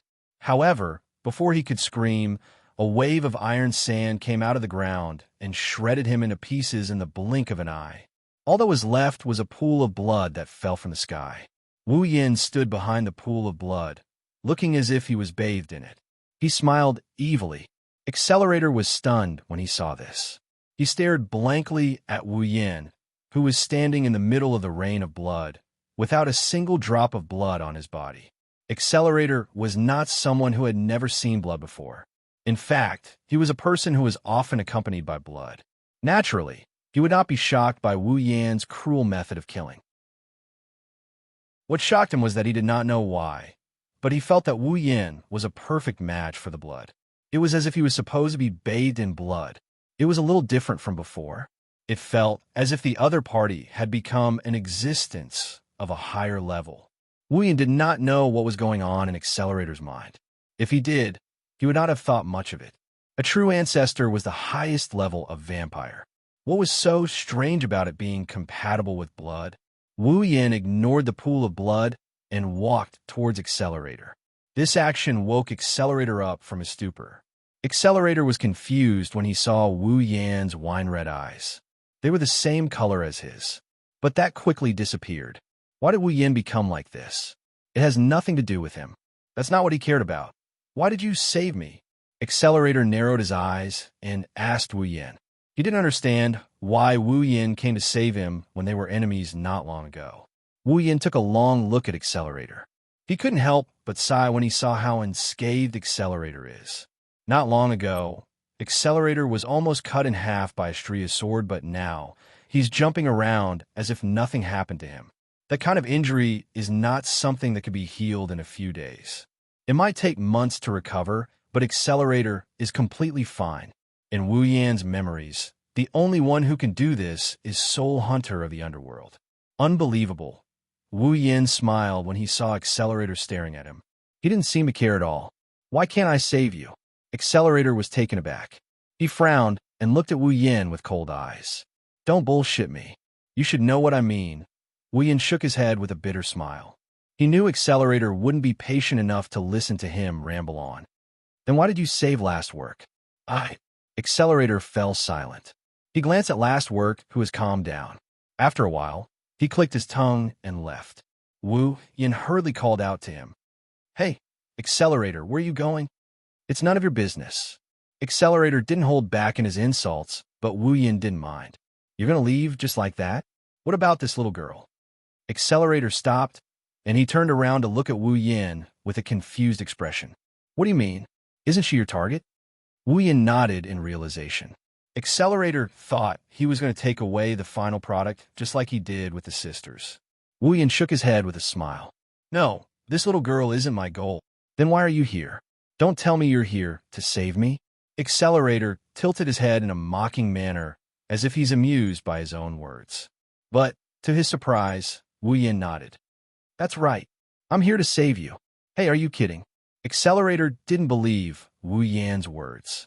His eyes gradually turned hostile. He thinks Wu Yin is toying with him. Wu Yin shook his head helplessly. He patted Last Work's head and said to Accelerator, I'll leave this little girl to you from now on. Huh? Accelerator really wanted to laugh, and he did laugh out loud. Looks like you're really here to make fun of me. Wu Yin ignored Accelerator. He patted Last Work's head again and turned around to leave. Accelerator's laughter stopped abruptly. He looked at Wu Yin, who walked away without hesitation. He was furious and kicked my Axio's twisted car. As Accelerator moved, the hood of the car detached from the body of the car, as if it was controlled by a giant hand. Then, it flew towards Wu Yin with lightning speed. Wu Yin didn't even turn his head. As if he didn't notice the car coming towards him, he kept walking. When the car was about to hit him, he tilted his body slightly to the side to avoid the car. He then continued walking while waving his hand casually. Since I've decided to save someone, I won't hurt anyone anymore. After he finished speaking, his figure gradually disappeared into the distance. Accelerator stared at Wu Yan's back in a daze. He didn't come back to his senses until Wu Yin disappeared. Wu Yan's words echoed in his ears. He didn't know what to feel. Accelerator glanced at the final product with a complicated expression. In the end, he sighed and hugged the final product. Damn you, little brat. You only know how to cause trouble. Chapter 229. Academy City School District 7, Tokawadai Dormitory. Early in the morning, the sun slowly shines down from the sky, passing through layers of clouds and shrouding the ground that was just covered by the night, bringing a touch of warmth to the cold ground. In the dormitory of Tokawadai, all the young ladies got up from their beds one after another and started their day after day, year after year of middle school life. Even though it was a holiday today, they still couldn't hide in their warm beds. Who knows if it was a special rule of Tokawadai or if it was a habit of theirs. Usually, at this time, the Missy from Tokawadai would have finished washing up and headed to the commercial street in the center of the school district. But today, there was no sign of the young ladies who were preparing to go out on the streets at the entrance of the Tokawadai dormitory. They were all hiding in the corners of the dormitory and looking at the entrance as though they had seen something unbelievable. None of them wanted to go forward, because there's a figure standing there that normally wouldn't appear at this time. Her long blonde hair was casually draped behind her head, and she carried a small white bag on her back. The sunlight shone on her hair, which was the same color as her hair, emitting a golden glow. She wore a pair of white gloves on her hands and a pair of white stockings on her feet. Her star-shaped eyes stared in one direction, as if she was waiting for something. She was wearing the uniform of Tokawadai, which was the same as the other young ladies. However, when she wore it, she had a different kind of charm. This was because the owner of the uniform had a great heart that the other girls in Tokawadai did not have. It's Shokuho Misaki herself. Shokuho Misaki is standing in front of Tokawadai's dormitory door early in the morning, waiting. The Missy from Tokawadai didn't choose to go out because they saw their queen at the door. Girls are all gossipy creatures. This sentence can't be applied to all girls, but it's applicable to most of them. Obviously, the Missy from Tokawadai are one of those gossipy creatures.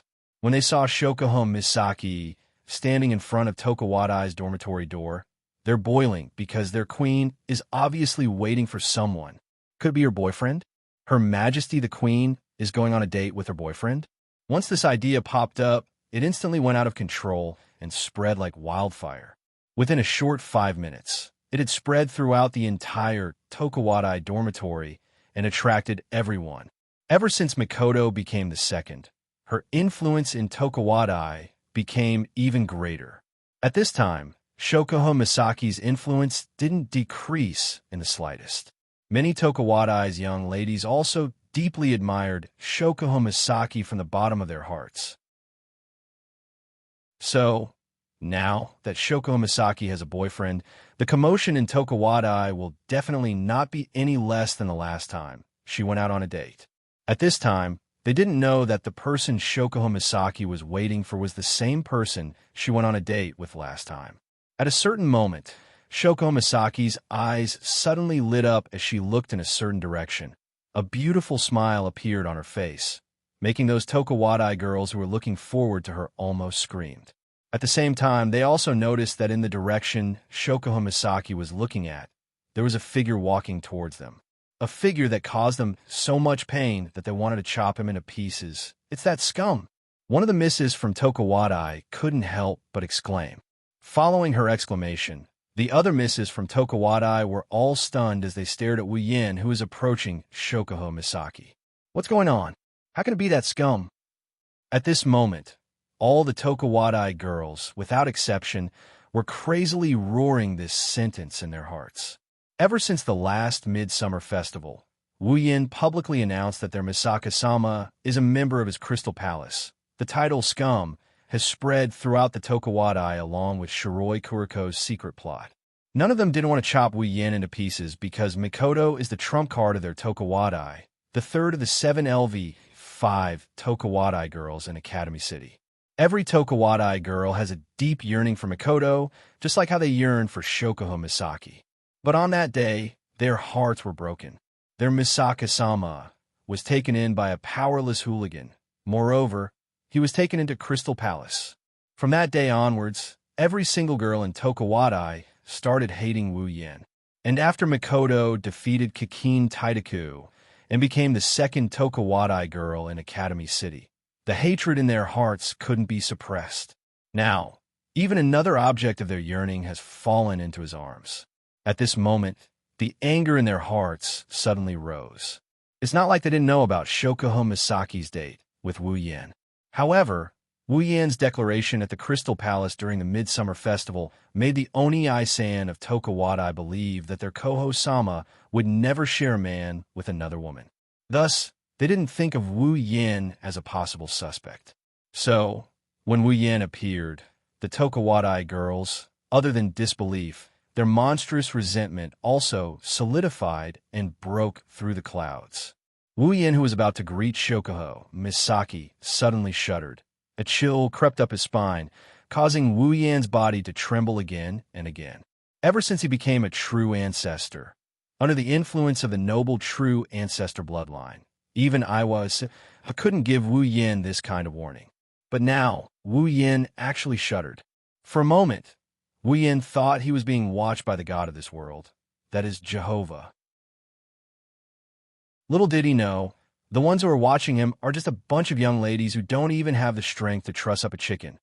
Almost as soon as Wu Yin appeared, Shokuho Misaki's gaze fell on Wu Yan's pair of wine-red eyes that suddenly changed a few days ago.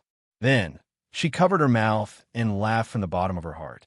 For some reason, Shokuho Misaki is very happy that Wu Yin has the same pair of eyes as her. She doesn't know why she's feeling this way, but she's not sure why. It's not polite to make a lady wait. Shokuho Misaki sweetly smiled at Wu Yin and said. Hearing this, Wu Yin suspiciously took out his phone. Looking at the 6:40 on the display, he asked Shokuho Misaki, "Isn't it not time yet? You didn't say 7 last time, but 6 last time?" Shokuho Misaki didn't deny it and smiled. "Well, time is not an excuse for making a lady wait. Can't you come a little earlier?" Wu Yan's mouth twitched, looking at Shokuho Misaki's sweet smile. All the energy in his body dissipated. He had arrived 20 minutes earlier than her. Since it's impossible to reason with a woman, Wu Yin raised both his hands like a hoodlum. "Fine, it's my fault, okay?" Shokuho Misaki nodded in satisfaction, took 2 steps forward and hugged Wu Yan's hands. "Date? I'm looking forward to it." Feeling Jisuma rubbing her ample bosoms against his arm, Wu Yin secretly cheered in his heart. However, he maintained a helpless smile on his face. "I really don't know why you're so eager to go on a date with me." "Well, don't mind the details." With that, the two of them walked off into the distance. In the Tokuwadai dormitory, the Oni Isan who were hiding in the shadows watched as Wu Yin and Shokuho Misaki got further and further away. Dark aura enveloped them as they grinned eerily. Then, they formed a group and chased after the two who got further and further away. Among them, there was a Tokuwadai girl with short brown hair and a petite figure with 2 pink ponytails. Chapter 230. On a certain commercial street in the 7th district of Academy City, Wu Yin and Shokuho Misaki are sticking close to each other like a real couple. While walking down the street, they are pointing at the shops and chatting happily. Be it the bachelors or the ones with girlfriends, all of them cast envious and jealous gazes at Wu Yin. The bachelors are envious because he has a girlfriend. The non-bachelors are envious because he has a beautiful girlfriend. As for the girls, they are looking at the two of them with envy. Along with the envious and jealous gazes, they are sending Wu Yin and Shokuho Misaki off into the distance. However, the expressions on their faces, regardless of whether they were envious or jealous, soon all turned into frozen faces of sweat. Just as Wu Yin and Shokuho Misaki's figures disappeared from their sight, a group of beautiful girls from Tokuwadai rushed up from another direction. Logically speaking, with so many beautiful girls appearing in a group, it should attract a lot of admiring gazes. But at this moment, looking at those beautiful faces, they can't even squeeze out an appreciative gaze. It should be said that as long as a person saw a group of beautiful girls covered in black gas, holding whips, brooms, stools, kitchen knives, and even scissors in their hands, and pouncing on them like wolves and tigers in front of them, they would not be able to appreciate them at all. And at the front of this group of beasts, which is also the leader, is Mikoto and Kuriko. Hiding at a distance where Wu Yin can't sense her electromagnetic field, Mikoto gritted her teeth as she looked at the two figures sticking close to each other. Blue and white electricity crackled on her forehead. Damn Yen, he actually went on a date with that girl and came to the Tokuwadai dorm without informing me. Is blonde hair and huge breasts really that attractive to you? Seeing Mikoto's nagging, Kuriko quickly added insult to injury. One-isama, look, that scum really doesn't care about One-isama. He already has One-isama, but he still doesn't know how to be satisfied. He still goes and flirts with other girls. One-isama should just use your iron sandsword and give him a chop. Hearing this, the girls of Tokuwadai quickly added insult to injury. That's right, Misaka-sama. That scum is not worthy of you being together with him. It's better to abandon him and follow me. Without a doubt, this was a Yuri girl who looked like a black and white creature. Misaka-sama, let's just chop him up. A Tokuwadai girl who was holding kitchen knives said. She seemed to be quite knowledgeable.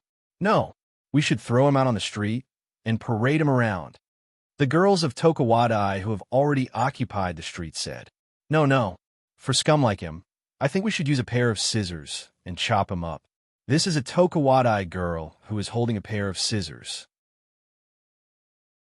By the way, she's the girl who led Wu Yin to Shokuho Misaki and told her that Mikoto has a boyfriend. She's the one who indirectly caused the relationship between One-isama and Wu Yin. No, we should. Enough. Stop arguing. Mikoto, who is already a little annoyed, is now scared witless by this group of dangerous girls. She quickly stopped them from talking and saved a certain scum who is enjoying a date. One-isama. Kuriko shouted at Mikoto in exasperation. Looking at how Mikoto is protecting Wu Yin, Kuriko gritted her teeth. One-isama, at this time, you should decisively abandon that scum. One-isama. Mikoto bitterly smiled. If she wanted to cut off all ties with Wu Yin, she would have already made up her mind back in the Spalier world. How could she let Wu Yin take advantage of her? Misaka-sama, Shokuho-sama, and that scum are leaving again. One of the Tokuwadai girls who was assigned as a scout saw Wu Yin and Shokuho Misaki heading toward a certain direction and quickly informed Mikoto. Mikoto turned her head to look. That direction, it looks like an amusement park. Yes, Misaka-sama. That amusement park is a place where the girls in school who have boyfriends often go for dates. It should be Shokuho-sama's idea. That woman, Mikoto clenched her fist tightly. You keep biting on someone else's boyfriend. If I don't teach you a lesson today, you'll think that I, Misaka Mikoto, only know how to flirt. Her brown eyes turned, and an idea popped up in her mind. She called out to the Tokuwadai girls behind her and started whispering something to them.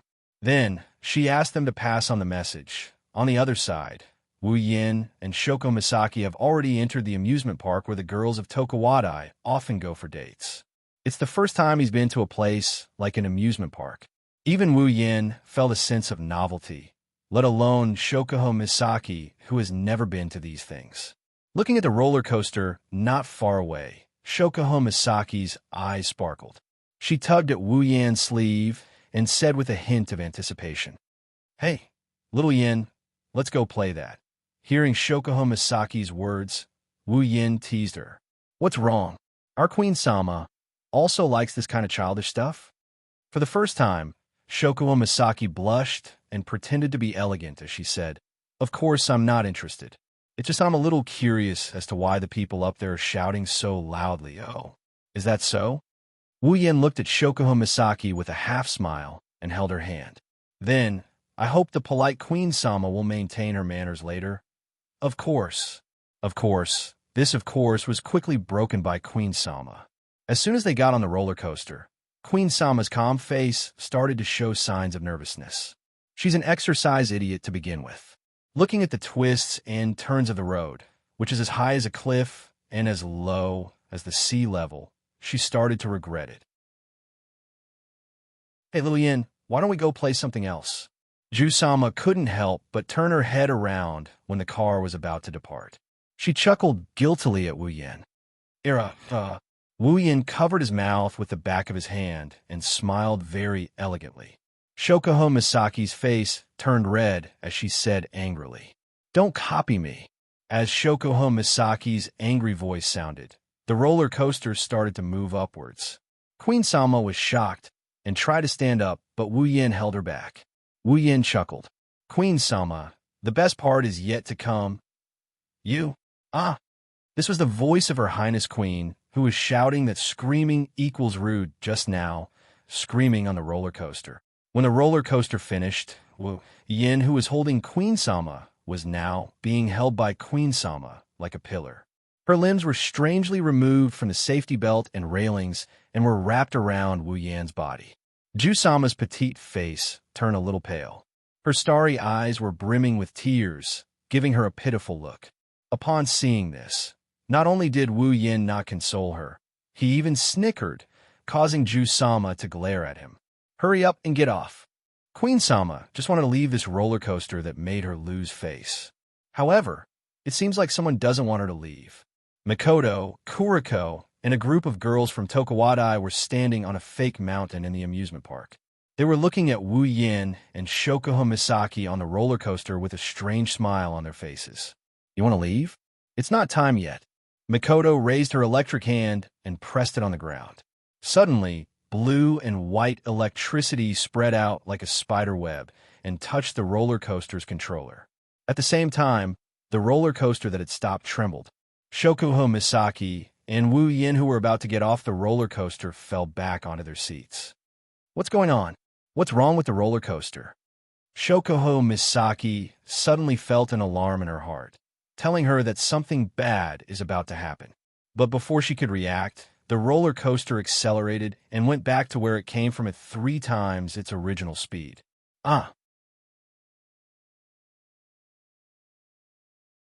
Chapter 231. In the amusement park, all the people who saw the roller coaster flying backward at a very fast speed were in a mess. The kind-hearted people began to look for the managers, but they didn't know why those managers all disappeared. So the kind-hearted people could only watch the fun. Thus, the bottom of the roller coaster is filled with people, while the top of the roller coaster is filled with Ju-sama screams, echoing throughout the entire amusement park. What's going on? On the roller coaster, Wu Yan's neck was tightly strangled by Ju-sama. Her screams almost broke his eardrums, making his head dizzy, coupled with the suffocating feeling caused by the lack of oxygen. Even though he's already a true ancestor, Wu Yan still felt like he's about to die. Only a part of his mind is left blank, wondering why the roller coaster suddenly malfunctioned. Unfortunately, his brain cells were all scared to death by the deafening screams around him. In the distance, Mikoto looked at Shokuho Misaki on the roller coaster. Her face is pale with fright. She smiled evilly, seemingly satisfied with what she's done. Kuriko, who was standing beside Mikoto, glanced at the unscathed Yuan Shao on the flying car with resentment. She glanced at Wu Yin and blamed her own sister for being biased. Why didn't she teach that scum a lesson?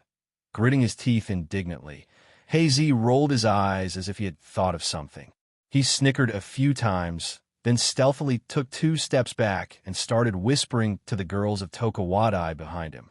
As Hazy's words fell into the ears of the ladies of Tokuwadai, their eyes lit up as they excitedly nodded their heads and smiled tacitly. Almost in the next second, Wu Yin, who was sitting on the roller coaster, suddenly felt his body lighten. Ju-sama's hand that was strangling his neck loosened. At the same time, a gust of wind blew his body out of the roller coaster. Wu Yin didn't even get the chance to curse before he started free-falling towards the ground at a height of about 10 meters. Ju-sama, who was still screaming, didn't realize that her biggest support at this moment is falling face first. She also didn't realize that her hands that were strangling Wu Yan's neck have turned into a pillar. As for the people who saw Wu Yan fall, they all screamed and scattered like birds and beasts. It's obvious that they don't plan to save Wu Yan. Yin? Mikoto, who was on top of the fake mountain, also exclaimed in surprise. Then she thought of something and glared at Kuriko and the other Tokuwadai misses.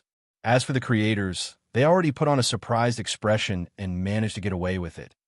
Looking at the ground that's getting closer and closer to him, Wu Yin let out a long sigh. He cursed his bad luck in his heart. How would he know that the reason why he's in this state is because of someone's dirty tricks? Wu Yan's eyes narrowed, and he turned his body. His body immediately did a 180-degree turn, and he slightly bent his body.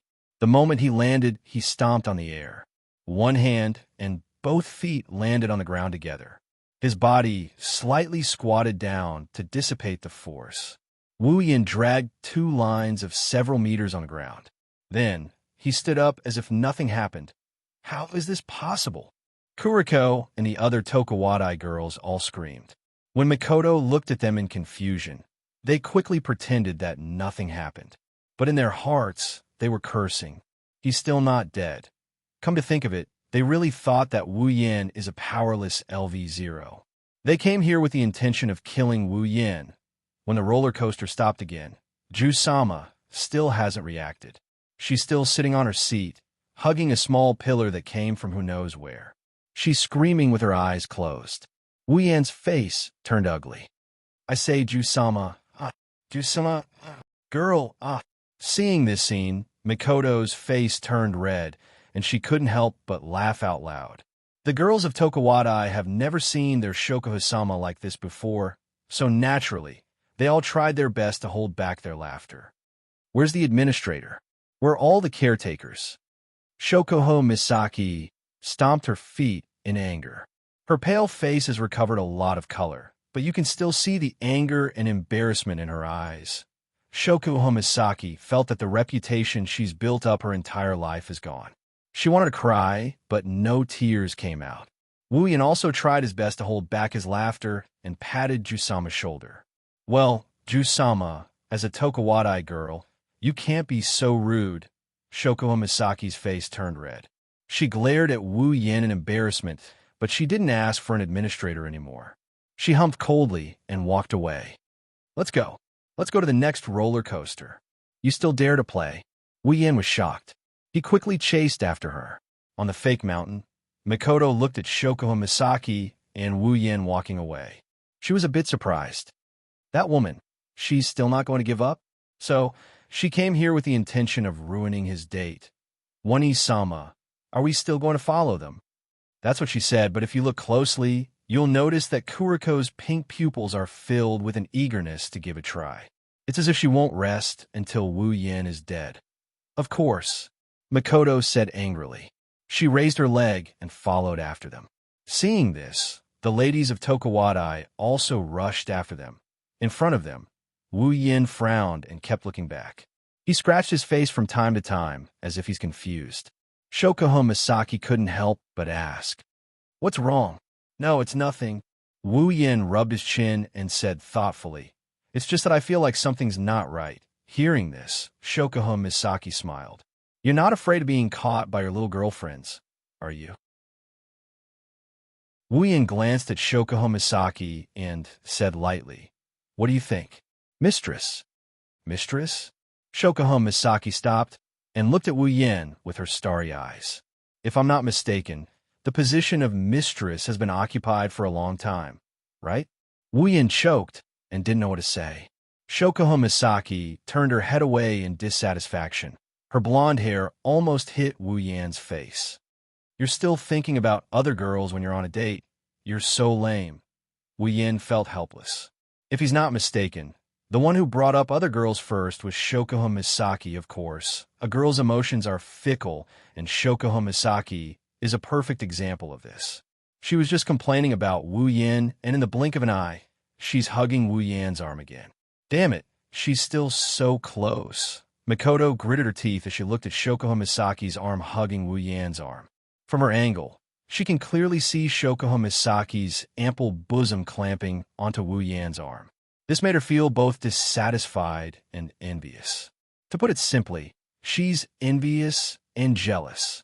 Looking at Wu Yan's smiling face, Mikoto's dissatisfaction grew. Unable to take it anymore, Mikoto stomped on the ground, and a small electric current flowed from the ground towards Wu Yin and Shokoho Misaki. Shokoho Misaki, who was hugging Wu Yan's arm, suddenly screamed and let go of her hand as if she was bitten by a bug. Wu Yin was stunned and quickly asked, "What's wrong?"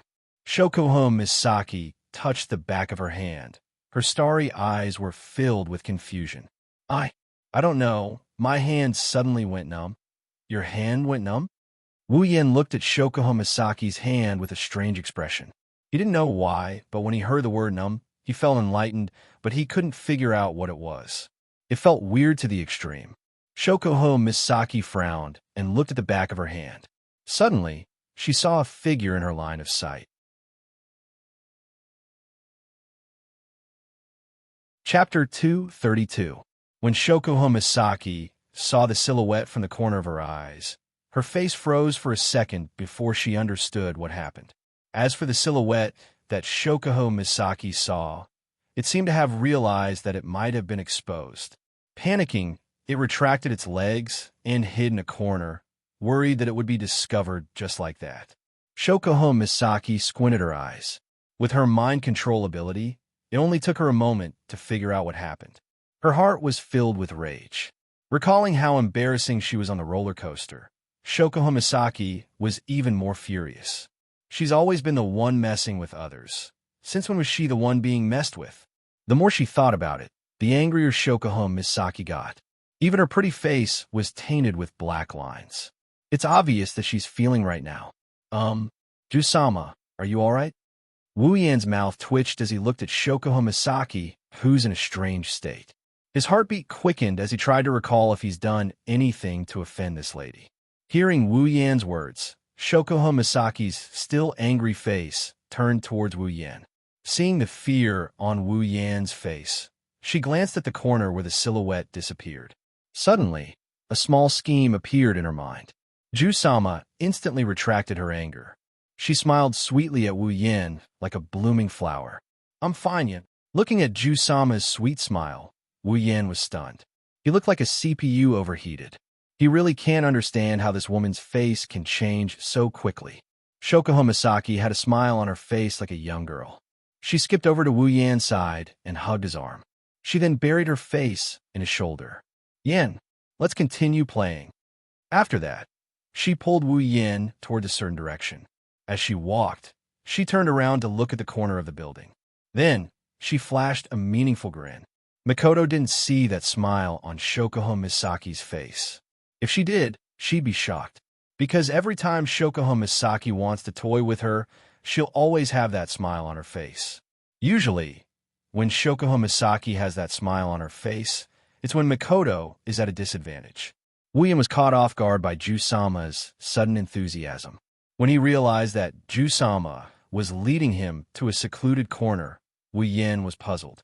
Jusama, aren't we going to play? Why do I feel like we're getting further and further away? Is there a facility that I don't know about? Shokuho Misaki's face. Well, Yin, don't worry. You'll know soon enough. Wu Yin didn't feel relieved. Instead, he felt even more puzzled. Scratching his face, Wu Yin sighed. A woman's mind is hard to read, let alone Jusama, who specializes in manipulating others' minds. It's probably best if I don't go looking for trouble and just follow her. What's that woman planning to do? Wu Yin wasn't the only one who was puzzled. Makoto and the other Tokuwadai ladies were also puzzled when they saw Shokuho Misaki leading Wu Yin to a secluded corner. Of course, with their IQ, they wouldn't be able to figure out Jusama's plan. They could only bury their doubts in their hearts and once again become stalkers. At this time, Wu Yin and Shokuho Misaki have already hidden in a secluded corner and are staring at each other. Jusama, what are you planning to do this time? Wu Yin leaned against the wall helplessly and sighed at Shokuho Misaki. His intuition tells him that Jusama is planning to do something unexpected. Wu Yin's intuition was right. Shokuho Misaki glanced behind and saw the familiar figure following her and Wu Yin. She smiled and looked at Wu Yin. Hey, Yin. Under Wu Yan's shocked expression, Jusama put her finger in her mouth and bit it. Following this action, Jusama suddenly wrapped her arms around Wu Yan's neck and squeezed her large breasts into Wu Yan's embrace. Wu Yan was stunned. Feeling the soft touch on his chest, his mind went blank. He really doesn't understand what Jusama is doing. Did Jusama suddenly fall in love with him? The girls in the other corner were also stunned.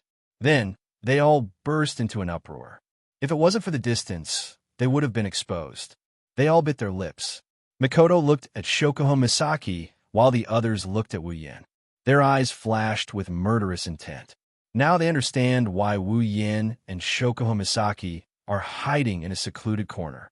They're obviously hiding and making out.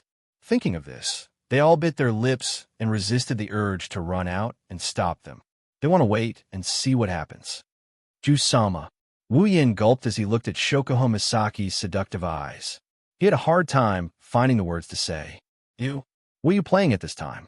What did I do to offend you? Just say the word, and I'll cut my own throat to atone for my sins.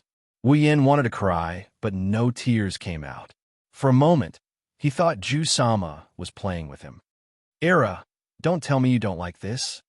Shokuho Misaki smiled sweetly and moved her face closer to Wu Yan's. She breathed out a hot breath on Wu Yan's face. It's extremely seductive. Being hit by Ju-sama's fragrance on his face, Wu Yan's body stiffened. Looking at Ju-sama's lips that were inches away from his face, the lust in him started to rise. Although he doesn't know what Ju-sama is planning, but being seduced like this, and in a secluded place. In a place like this, if he really endured it, then he would be Liu Xiaohui. Is Wu Yin Liu Xiaohui? The answer came out very quickly. Wu Yin took a deep breath and hugged Ju-sama's naked body tightly. While feeling Ju-sama's soft body, he moved his face forward. In the next second, two soft lips were sucked into Wu Yan's mouth. Ugh! Shokuho Misaki's starry eyes widened. The seductive look in her eyes disappeared and was replaced by a thick sense of disbelief. First kiss, originally, Shokuho Misaki only wanted to pretend to be intimate with Wu Yin to get back at Mikoto. She wanted to let her know what it means to go for wool and come home shorn.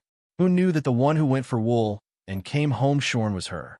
The smart Ju-sama obviously forgot that Wu Yin isn't a toy that could be manipulated by her. He can also be seduced. Ju-sama's mind went blank after losing her first kiss. Even though Wu Yan's lips were so close to hers that she couldn't react to it, she didn't know how to react to it. Wu Yin, of course, was happy that Shokuho Misaki didn't react. This way, he could do whatever he wants, right? Shokuho Misaki's mouth opened wide, and Shokuho Misaki's cherry lips opened. At the same time, Shokuho Misaki felt her mouth expand, and a large tongue quickly swam into her mouth, captured her little tongue, and entangled them together. Shokuho Misaki's eyes widened a bit. Her blank mind finally came back to her senses, but soon after, the sensation of their tongues intertwining caused Shokuho Misaki's widened eyes to soften. A faint mist started to crawl into her eyes, making her eyes look like water. Soon, Shokuho Misaki was immersed in the wonderful sensation of kiss. She closed her eyes and responded to Wu Yan's kiss. The two of them started off with a light kiss, but it quickly escalated into a passionate kiss. Chapter 233. In the corner, Wu Yin and Shokuho Misaki are getting more and more engrossed in their kiss. Shokuho Misaki is starting to forget her original intention and is engrossed in her first kiss. She even forgot that this place is not completely undiscovered. Kuriko, let me go. I'm going to kill that damn woman. Mikoto is struggling with all her might. Her face is filled with dark energy, and lightning is crackling on her forehead. She looks like she's suffering a great deal. If it weren't for Kuriko and the other Tokuwadai Oni-san hugging her with all their might, no one would doubt that Mikoto would have ended Shokuho Misaki's life. It's because they know that Mikoto's mind is clouded by anger that Kuriko and the others are shocked. They all hugged Mikoto tightly to prevent their Ju-sama from being electrocuted to death. Oni-sama, calm down first. You can't go out now. Kuriko is hugging Mikoto tightly and trying to calm her down. She's also drooling as she rubbed Mikoto's chest that's getting bigger and bigger by the day Wu Yin is developing. Oni-sama, even if you go out now, you'll only give Shokuho Misaki the opportunity to scold you. It's already happened. Oni-sama, even if you go out now, you won't be able to change the fact that they've already had intimate contact. Kuriko is trying to persuade Mikoto to come back. Of course, Kuriko is also secretly happy. Her real goal is to let her Oni-sama see that scum having an affair. If this continues, her Wani-sama will gradually lose hope in that unfaithful scum. Then, her impression of him will slowly fade away and her feelings for him will be erased. In the end, she'll take the initiative to leave that scum's clutches. And when her Wani-sama is sad, she'll take advantage of that and give her a warm hug and shoulder. Slowly, she'll move her heart, and when that time comes, Kuriko, who thought this as a matter of course, obviously forgot that using the excuse of being a playboy to break up Wu Yin and Mikoto's relationship is no longer going to work. That's because they're already part of each other's crystal palace. Even if she were to take a step back with her personality, there's no way she'd jump into the dangerous profession of being a lesbian just because she's comforted. As for the other Tokuwadai ladies who try to stop Mikoto, some of them are the same race as this black and white creature, so they had the same goal as her and righteously tried to persuade Mikoto. Some of them are just afraid that their Ju-sama will be taken advantage of by their Misaka-san. Mikoto resisted the urge to go all out and look at the two kissing passionately. The anger in her heart couldn't be quelled no matter how hard she tried. It's not like she's never seen Wu Yin kissing other girls before. For example, Chuju Ikaros, she's seen them all. Sometimes, Wu Yin would even force her to sleep in the same bed. Logically speaking, Mikoto, who's already used to this, even if she saw Wu Yin being intimate with other girls, she'd at most be a little jealous and angry. She wouldn't be this angry. But when this girl is Shokuho Misaki, it's a different story. Shokuho Misaki is the woman she hates the most. There's no one like her. Mikoto has suffered a lot under Shokuho Misaki's hands. In the past, Shokuho Misaki used psychological control to control innocent people to go against her in order to protect her so-called Tokuwadai queen's territory. Although Mikoto resolved it in the end, Ju-sama is now thoroughly hated by cis-canon. The person you like the most kissing the person you hate the most, what kind of feeling is that? Mikoto doesn't know, but she's about to explode from anger. But after listening to Kuriko's advice, Mikoto felt that it made sense. Even if she went out now, it wouldn't change the fact that Shokuho Misaki and Yin were already intimate. Plus, with Shokuho Misaki's personality, there's a 90% chance that she'd turn around and mock her. When that happens, she'd have nowhere to vent her anger. Mikoto could only turn her head away. Out of sight, out of mind. But her eyes kept glancing at Wu Yin and Shokuho Misaki's direction. Her face gradually turned red. Even though Mikoto is no longer a teenage girl and is now a married woman, she still couldn't help but blush when she saw this scene. What an extraordinary pureness. After persuading Mikoto, Kuriko and the other Tokuwadai ladies let out a sigh of relief. Thank goodness no one died. But when they saw Ju-sama being taken advantage of, their faces darkened. Don't forget, most of them are here to protect Ju-sama from being tainted by Wu Yin, of course. No matter what they think, the two who are immersed in the kiss won't notice anything. Feeling Ju-sama's soft body, her great bosom, and her soft lips and tongue, Wu Yan's heart started to heat up. One has to say, blonde hair, big tits, queen, this kind of surname is very attractive. Even Wu Yin wasn't surprised. At this moment, Ju-sama's interest in Wu Yin is on par with Estrella, who has blonde hair and big tits. In fact, Ju-sama's interest in Wu Yin is close to that of Ikaros, who has huge tits. Wu Yin started to get dissatisfied with the current situation. His hands that were holding Ju-sama's breasts also started to slide down. Ew. When her private parts were under his control, Shokuho Misaki opened her eyes. Her starry eyes stared at Wu Yan's satisfied face. Her face started to turn red. This is the second time Shokuho Misaki's private parts were under someone's control, and both times it was by the same person. Shokuho Misaki's face got redder and redder as Wu Yan's movements intensified. Her body started to lose its strength as she leaned against Wu Yan's chest. She leaned against Wu Yan's chest to support herself. Ju-sama's lips were sealed. She could only let out a whimper to express her inner trembling. Her body started to twist uncontrollably. Ju-sama's twisting almost caused a problem. Wu Yin, who was in close contact with Ju-sama, almost lost control of himself. Unable to hold himself back, Wu Yin let go of her captive lips. He roughly twisted Shokuho Misaki's limp body so that she is facing away from him and leaning against his chest. Then, he reached out with both hands and grabbed Jusama's private parts. Ugh, no. Shoko Misaki, who just got a chance to catch her breath, had her private parts captured by Wu Yin. She cried out in surprise, but the tone of her voice suddenly dropped to the freezing point. It turned into a seductive moan. Shoko Misaki has never been treated like this before. Her heart was trembling violently. She almost escaped from the control of her chest to take a breath of fresh air. She wanted to stop Wu Yan's movements, but she didn't know where all her strength went. Plus, she's a sports idiot. How could she win against Wu Yan? In the end, Shoko Misaki could only say no. She wanted to pull Wu Yan's hand down to touch her private parts, but she could only helplessly hold on to Wu Yan's wrist. It was like she was trying to resist, but also trying to resist. He licked his lips and licked his lips. He stuck out his tongue and started licking Shokuho Misaki's cheeks bit by bit. Shokuho Misaki's cheeks are so alluring that they're practically drooling out of her body. Wu Yan licked his lips. Ugh. Shokuho Misaki could only passively accept what Wu Yan was doing to her. Originally, Shokuho Misaki would hate anyone who did this to her without her consent. But for some reason, facing Wu Yan, Shokuho Misaki was shocked to find that in her heart, she didn't even feel much resistance, let alone hate.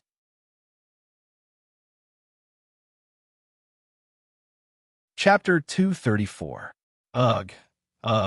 Listening to Jusama's moans that reached the peak, Wu Yan licked Jusama's perspiration while licking the sweat off her face. He was a bit surprised. Could it be? Is Jusama the sensitive type? With that thought in mind, Wu Yan tightened his grip on her breasts. Jusama felt like she was hit by something. She groaned loudly. Her skin had turned pink. Seeing this, Wu Yan couldn't help but laugh. He moved closer to Shokuho Misaki's ear and teased her. Jusama, I didn't expect your sensitive spot to be here. Hearing this, Shokuho Misaki looked back at Wu Yan, who had a smirk on his face. She wanted to say something, but the lust coming from her body drained her of her strength. Her voice turned into a moaning moan. Seeing Jusama unable to speak, Wu Yan's lips curled into an evil smile. He once again moved closer to Jusama's ear. It seems like he won't stop until Jusama speaks. Milady Queen, since you're not saying anything, I'll take it that you've admitted to it. However, it's understandable. Milady Queen's breasts are so soft and alluring. It's just that I know of your weakness. Shokuho Misaki bit her lips. She felt a bit embarrassed. Just like what Wu Yan said, her weakness was completely under his control. He even used it as if it was a natural thing to do. Perhaps he saw the shame in Shokuho Misaki's eyes. Wu Yan smiled happily. This Shokuho Misaki, in order to fight with Mikoto, she's given him a lot of trouble. Today, she's finally fallen into his hands. With a smile, Wu Yan moved one of his hands to Shokuho Misaki's waist and tidied up her Tokawada uniform. Then, under Jusama's panicked expression, he slid his hand under her clothes. Shokuho Misaki's heart rate increased by a few %. She could feel his warm hand caressing her belly. She couldn't help but moan. Don't. Wu Yan ignored her and bit down on her earlobe. Her body shuddered as his hand slowly crept up her clothes. Slowly, he moved his hand up her body. Shokuho Misaki's heart pounded furiously. She pressed down on Wu Yan's hand that's going under her clothes. She said with a bashful expression, Why, you've been touching me for so long. Are you still not satisfied? Me? Well, how could I possibly be satisfied? Wu Yan said shamelessly. Jusama's body is so alluring. No matter how long I touch it, I'll never be satisfied. Hearing this, Shokuho Misaki couldn't help but feel a little proud and happy. Shokuho Misaki has always been very confident about her body. She also knows how tempting her body is to those men. However, hearing Wu Yan say that her body is so alluring, Shokuho Misaki couldn't help but feel a little proud. After all, a woman will doll herself up for her bosom friend. This saying applies to the body that Shokuho Misaki is so proud of. That being said, Jusama still wants to stop Wu Yan's violence. After all, Ju-sama is still a woman. She has the most basic modesty. She can't just stand by and watch her baby fall into Wu Yan's hands. Even if she's already been touched by him through her clothes, don't.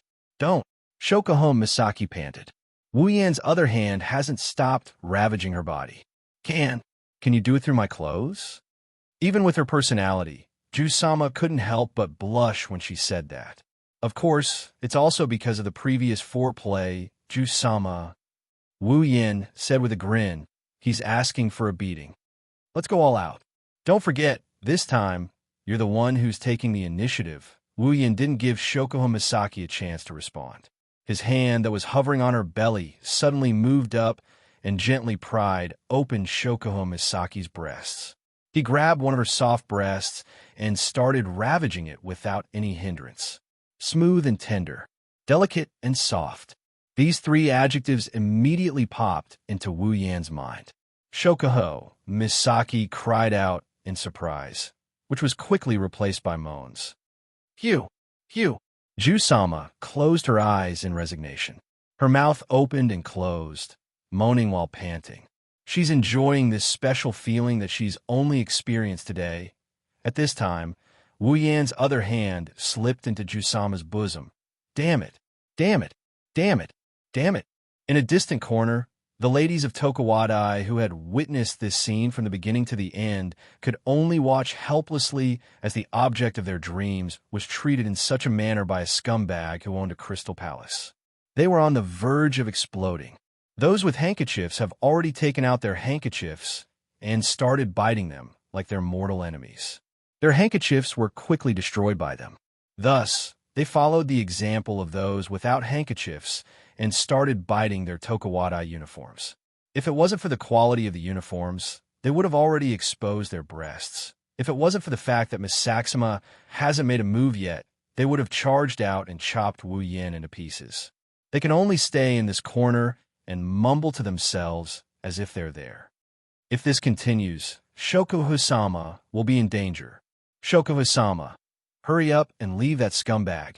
That scumbag. How dare he lick Shokuho-sama's beautiful face with his dirty tongue. He even touched Shokuho-sama's breasts. He even put his hand on Shokuho-sama's most precious breasts. God, he actually put his hand in Shokuho-sama's clothes. That hand must be chopped off. No, it must be chopped into pieces. What hand? Not only his hand, wherever that scumbag touched Shokuho-sama. That part must be chopped off. I think we should just chop that scumbag into pieces. No, I think we should just hang him up and whip him. Let him suffer a fate worse than death. Shokuho-sama has been defiled by that scumbag. Mikoto's face was getting uglier and uglier as she listened to her juniors gnashing their teeth and complaining. She had already decided that what she didn't see couldn't grieve over. Now that she heard the live broadcast of the report, she was in a terrible mood. Kuriko, who was standing on the side, saw her sister's expression. She snickered and her eyes shined like a wolf. It's as if she can see her sister leaving that scumbag and throwing herself into her arms. Mikoto kept telling herself to calm down, but soon her calmness was shattered by what happened next. She couldn't bear to watch any longer. Shokuho Misaki, who was closing her eyes and enduring Wu Yan's actions, suddenly screamed. Her slightly emotional face was instantly replaced by panic. The reason is because one of Wu Yan's hand that left her clothes is now on her asterisk. He's rubbing her asterisk, and he's slowly moving up her asterisk. No, not knowing where she got the strength, Shokuho Misaki grabbed Wu Yan's hand on her breasts and gasped for breath. Only here, absolutely not. Who knew? Wu Yan only smiled in disdain. He didn't even bother to answer and directly broke free from Shokuho Misaki's weak resistance. Then, under Shokuho Misaki's panicked expression, he quickly reached under her skirt.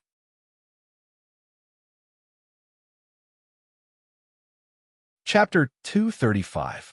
Shokuho Misaki's hand is about to reach her most intimate part. She can't stop it with her current strength. She can only moan and close her eyes, waiting for Wu Yan's hand to come. Just as he was about to succeed, A familiar electromagnetic field rippled through Wu Yan's senses, causing his hand to stop in midair. His face was filled with shock. "Stop!" A soul-stirring voice, accompanied by unconcealable anger and violent lightning, in a blink of an eye, descended upon this world where there are only the two of them. Makoto! As soon as Wu Yin called out, a bolt of lightning shot towards Wu Yin and Shokuho Misaki at lightning speed. Perhaps it's a sign of the owner's determination to kill this adulterous pair. The crackling sound of lightning finally woke Wu Yin up from his stupor. Wu Yan's eyes narrowed when he saw the bolt of lightning heading straight for him and Shokuho Misaki. His bangs fluttered. A similar bolt of lightning flashed across Wu Yan's forehead. Then it met the incoming bolt of lightning head-on. The lightning bolts collided with each other. With a loud bang, a blue-white light and scattered sparks burst out like fireworks, shining in between the two masters. Wu Yin didn't even have time to catch his breath before a barrage of attacks came crashing down on him. Wind blades, flames, icicles, water pillars, even trash cans, stools, tables, they all came crashing down on Wu Yan's face. Wu Yan's expression changed. He hugged Jusama and quickly retreated to the back, creating a distance between them. Almost touching Wu Yan's skin, the attacks all landed on Wu Yan's original position. Then, there's nothing left except for rocks, there's nothing left. A drop of cold sweat dripped down his face. Wu Yin didn't doubt that if he was still in that position, not even his bones would be left. When the culprit appeared in front of Wu Yin, the cold sweat on Wu Yan's face turned into a waterfall of sweat, soaking his face. Standing in front of Wu Yin is Makoto. Behind her is a large group of people, all of them wearing the same Tokuwadai uniform. This tells Wu Yin who the culprit is.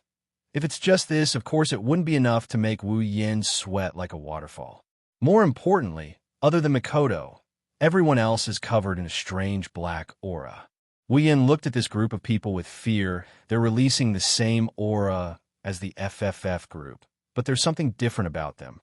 He couldn't help but swallow his saliva. He reflexively let go of Jusama in his arms. Jusama collapsed on the ground after losing the strength to support herself. Her clothes are messy. Her face is suspiciously red. Her starry eyes are blurred. She's panting nonstop. Seeing this, the black aura around the Tokuwadai FFF group members behind Makoto became thicker. Among them, there's a black and white creature. "What are you doing?" Makoto angrily glared at the Tokuwadai girls behind her. If Makoto's attack is an infinitely weakened version and severely off-target, then these Tokuwadai girls are using all of their strength and attacking with all of their might. When the Tokuwadai girls heard Makoto's question, they all looked at Makoto with "It's none of our business. You're the one who led the attack. We're just following your lead" look. This made Makoto furious. At this moment, the Tokuwadai misses are acting like a bunch of rascals who aren't afraid of being scalded by boiling water. Seeing this, Makoto helplessly turned her head and glared at Wu Yin. "Makoto!" Wu Yin awkwardly scratched his face. He tried to greet his wife as if nothing happened. But when he thought about how the ripple between him and Jusama might have been seen by the many people watching, Wu Yin felt a little lacking in confidence. After all, Sis Cannon is his rightful partner. Jusama doesn't have a reliable partner.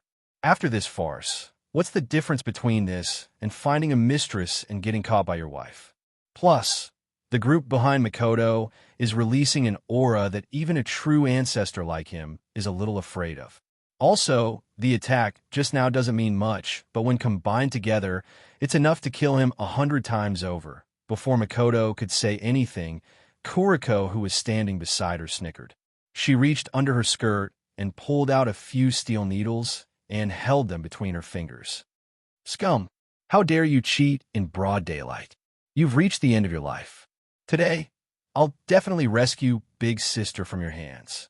After that, Kuriko moved the steel needles towards Wu Yin in front of her sister's shocked expression. Kuriko's attack is like a domino effect. The Oju-sama of Tokuwadai all shouted in unison as they activated their abilities and threw them at Wu Yin. The overwhelming bullet screen once again fell into Wu Yan's line of sight, illuminating his face and illuminating his rapidly changing face. For a moment, Wu Yin seems to have seen his own ending. He completely forgot about his identity as a true ancestor and saw a huge boobs grim reaper waving at him from the other side of the river. Of course, the illusion in Wu Yan's mind was quickly shattered by the bullet screen. With a wave of his hand, a few bolts of electricity shot into the ground. A wave of iron sand gushed out from the ground and formed a wall of iron sand in front of Wu Yin, blocking the bullet screen. He then gently tilted his body to avoid the steel needles that suddenly appeared at his previous position. Wani-sama, seeing the familiar lightning and iron sand. Kuriko, who didn't know that Wu Yin and Mikoto have the same ability, thought that it was her sister who saved the scum. She immediately shouted in dissatisfaction. The other Tokuwadai ladies also thought that it was Mikoto who did it. After all, even though Wu Yin released lightning to cancel out Mikoto's lightning, they weren't able to follow Mikoto's sudden attack. By the time they reacted, the two bolts of lightning had already collided. That's why they thought that Wu Yin is a powerless person. Even Kuriko, who failed to ambush Wu Yin multiple times, chose to escape from reality. "All of you shut up," Mikoto said exasperatedly. She didn't have any intention of killing Wu Yin. She just couldn't stand it anymore, so she suddenly attacked. Who knew? Wani-sama. Kuriko lowered her head in disappointment and conveniently glared at Wu Yin. She seems to be a bit dissatisfied. Why is Wu Yin still alive in this world? Seeing that their Misaka-sama is about to speak, the other Tokuwadai ladies all suppressed their urge to attack. They dispersed the lightning bolts in their hands and looked at Wu Yin with hostility. Being glared at by a group of beautiful girls was pleasing to the eye. However, being glared at by a group of beautiful girls who seemed to have turned into evil was not a good thing at all. Wu Yin felt a pain in his balls when he felt the piercing gaze on him. He turned his head away awkwardly and didn't want to look at these girls who were guest stars of the FFF group. After reprimanding the Tokuwadai ladies, Mikoto looked at Wu Yin.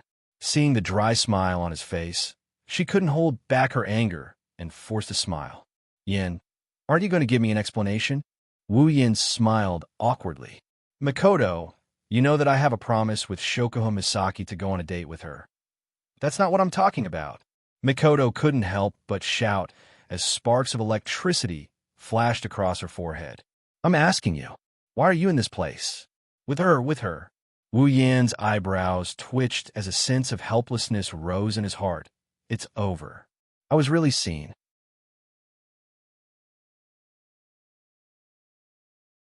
Chapter 236. Widening his eyes, Wu Yin stared at the Tokuwadai girls standing in front of him, enough to trample the floor. His mouth twitched. Just thinking about what he did with Jisama just now in front of so many people, and all of them girls at that. Wu Yin couldn't stay calm.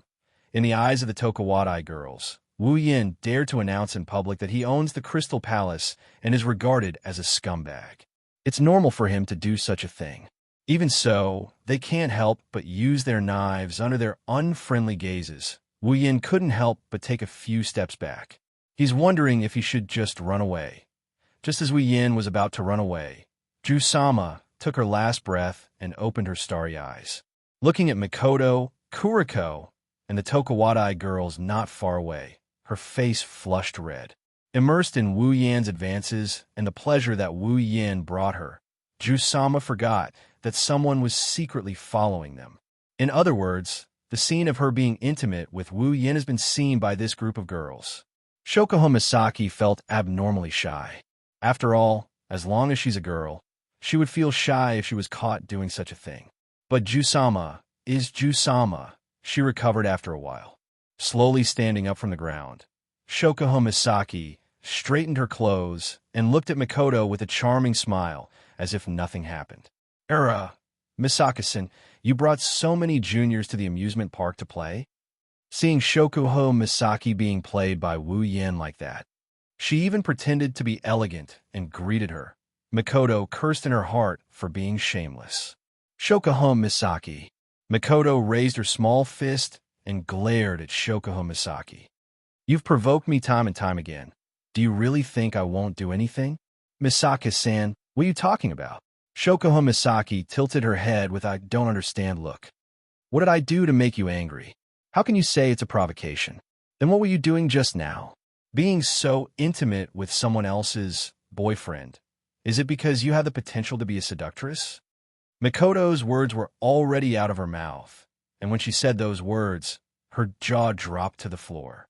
Shokuho Misaki smiled faintly. No one would have guessed that the person lying on the ground was her. She covered her mouth and smiled meaningfully. Misaka, you don't have much charm. You can't even attract Xiaoyan, so he can only be intimate with me. What did you say? Mikoto shrieked. At the same time, Wu Yin shrieked. Wu Yin was unable to remain calm as he looked at Her Highness Queen, who was smiling indifferently. He cursed in his heart. Her Highness Queen is really too evil. Once she said those words, I will definitely die. Sure enough, Mikoto's attention was quickly diverted by Shokuho Misaki. She turned her attention to Wu Yin, and her eyes curved dangerously.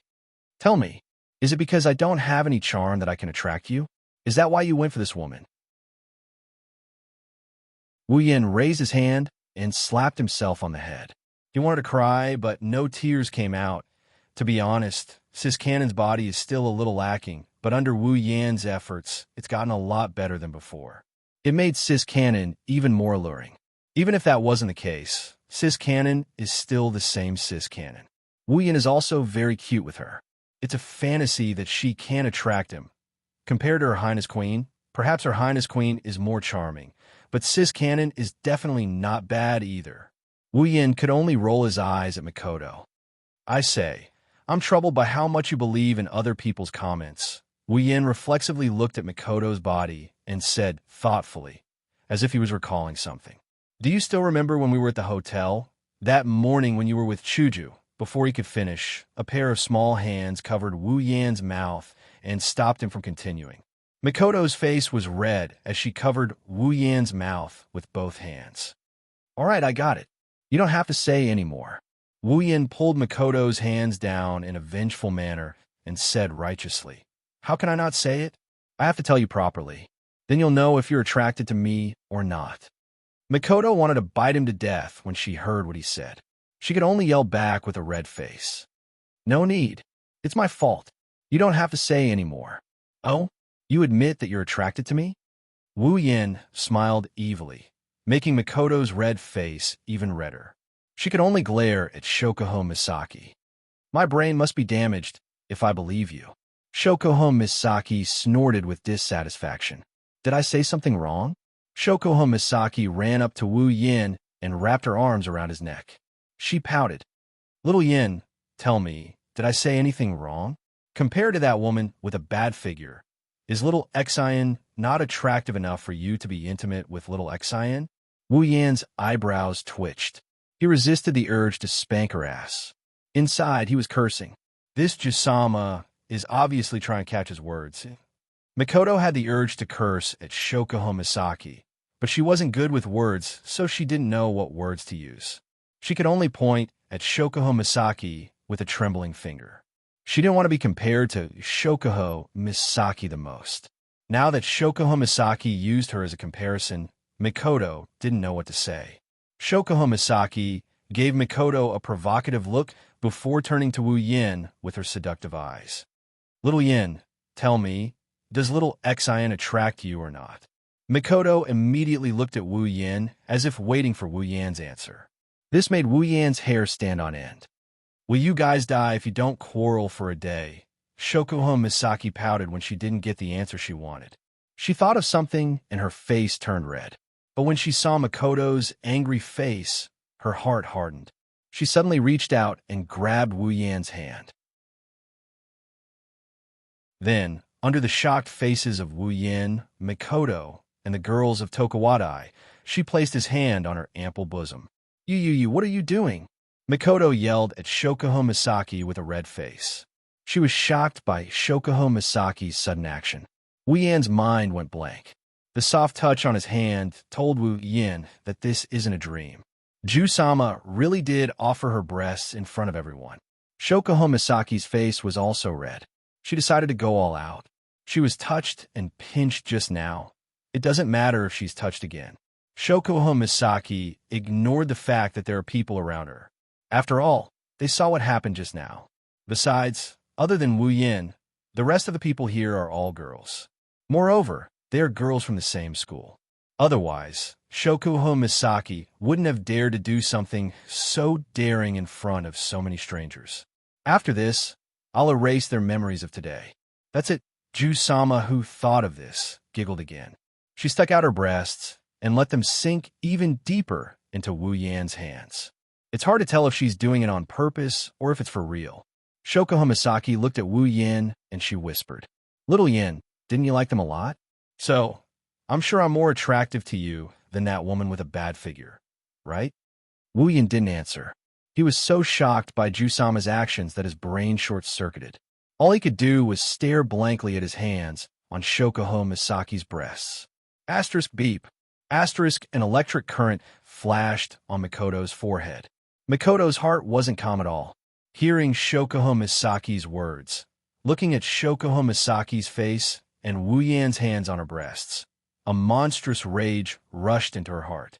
So much so that Mikoto did something that made everyone who just picked up their dropped jaws drop their own jaws again.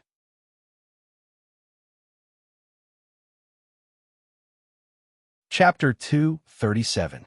Wu Yin is stunned, Shokuho Misaki is stunned, Kuriko is stunned, and the other maidens of Tokuwadai are stunned as well. Of the two hands that were originally on Shokuho Misaki's chest, one of them had disappeared, and the other hand was now on Mikoto's chest. One of his hands is still feeling Shokuho Misaki's ample bosom, while the other hand is holding onto a small and delicate one. He can't believe it when he feels the same soft sensation coming from both of his hands. Wu Yin can't believe it. Shokuho Misaki can't believe it even more. In this place, other than Wu Yin and Kuriko, Shokuho Misaki dares to say that she knows Misaka Mikoto the best. This proud and pampered girl, let alone having her breasts touched. Even if someone just pulled her hand, she would probably blush and lose control of the electric current flowing through her body. And now, this easily embarrassed girl actually pressed a man's hand on her breasts in front of so many people. Shokuho Misaki thought that she was brave enough. But a woman's competitive nature is scary. She can even make Mikoto do something even more daring than her. After all, Shokuho Misaki can use her ability to erase other people's memories. Mikoto doesn't have that ability. Kuriko's face is completely blank. It's like she's been done 100 times. She's completely broken. Looking at the hand on Mikoto's breasts, her mouth opened and closed, but no words came out. Even Kuriko, the most perverted existence, was shocked to the point of being speechless, not to mention those young ladies of Tokuwadai who have never even seen an impure film before. Mikoto's head is already smoking. She's so embarrassed that she almost fainted. But when she thought about how Shokuho Misaki seduced her sweetheart in front of her, she gritted her teeth and shouted at Wu Yin hysterically. I won't lose to that woman, right, Yin?" Mikoto yelled at the top of her lungs. Finally, Wu Yin's soul flew back from who knows where. Looking at the two plump hands in each of his hands, Wu Yin giggled. Although it's not like he's never touched two different girls' breasts at the same time, it's never been as exciting as this. Under the eyes of so many people, especially his archenemy, Siskanen and Ju-sama, Wu Yin felt like he's in a dream. He smiled contentedly. His hands tightened. The two girls who were still arguing suddenly froze. They moaned and fell into Wu Yan's arms. On one side is Ju-sama's breasts. On the other side is Siskanen. Endless Heart is filled with happiness. This is even more than the last time he secretly needed two girls' breasts. This is even more exciting. In his excitement, Wu Yin couldn't hold back the fire in his heart. He grabbed the two girls' breasts and started kneading them. Another seductive moan. The two girls' bodies started to soften under Wu Yan's actions. They fell into Wu Yan's arms. They couldn't help but pant. At this moment, Wu Yin hugged the two girls in his arms, his hands under their armpits, pressing on their breasts and kneading them with all his might. The two girls were lying on Wu Yan's chest at the same time. Looking at each other face to face, Two flushed faces looked at each other. Because of the feeling from their breasts and the stimulation from the group of Tokawada ladies who were staring at them, the two girls had lost the strength to speak. Their brown eyes and sparkling golden eyes were covered in a thin layer of moisture. The two girls were panting. Their fragrances from their mouths and noses hit each other's body. They were so embarrassed they wanted to die. How could Makoto and Shokuho Misaki ever imagine that, as rivals, they would one day fall into the arms of the same man, and at the same time be hugged by the same man on both sides while fondling their sensitive parts? However, they didn't want to admit defeat to each other, so they could only suppress the shyness in their hearts and enjoy the pleasure from their breasts. As they panted, they stared at each other with all their might, trying to make each other back off. However, when two pairs of lustful eyes stared at each other, it was a very strange feeling. Wu Yan's bones were about to melt from pleasure. His hands kept rubbing the big and small soft breasts, listening to their purposely suppressed moans and gasps. Wu Yan's lust was rising. Just when Wu Yan couldn't hold it in any longer, he wanted to adjust the position of the two girls in his arms and give them a hard time. A monstrous chill suddenly descended from the sky and enveloped him, causing his body to stiffen. Wu Yan involuntarily stopped rubbing.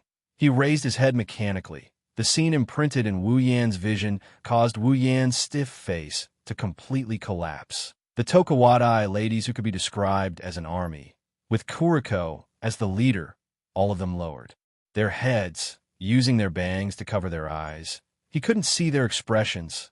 Under their bangs, he could only see a small shadow, but behind them, there was a huge layer of black substance that could be seen with the naked eye.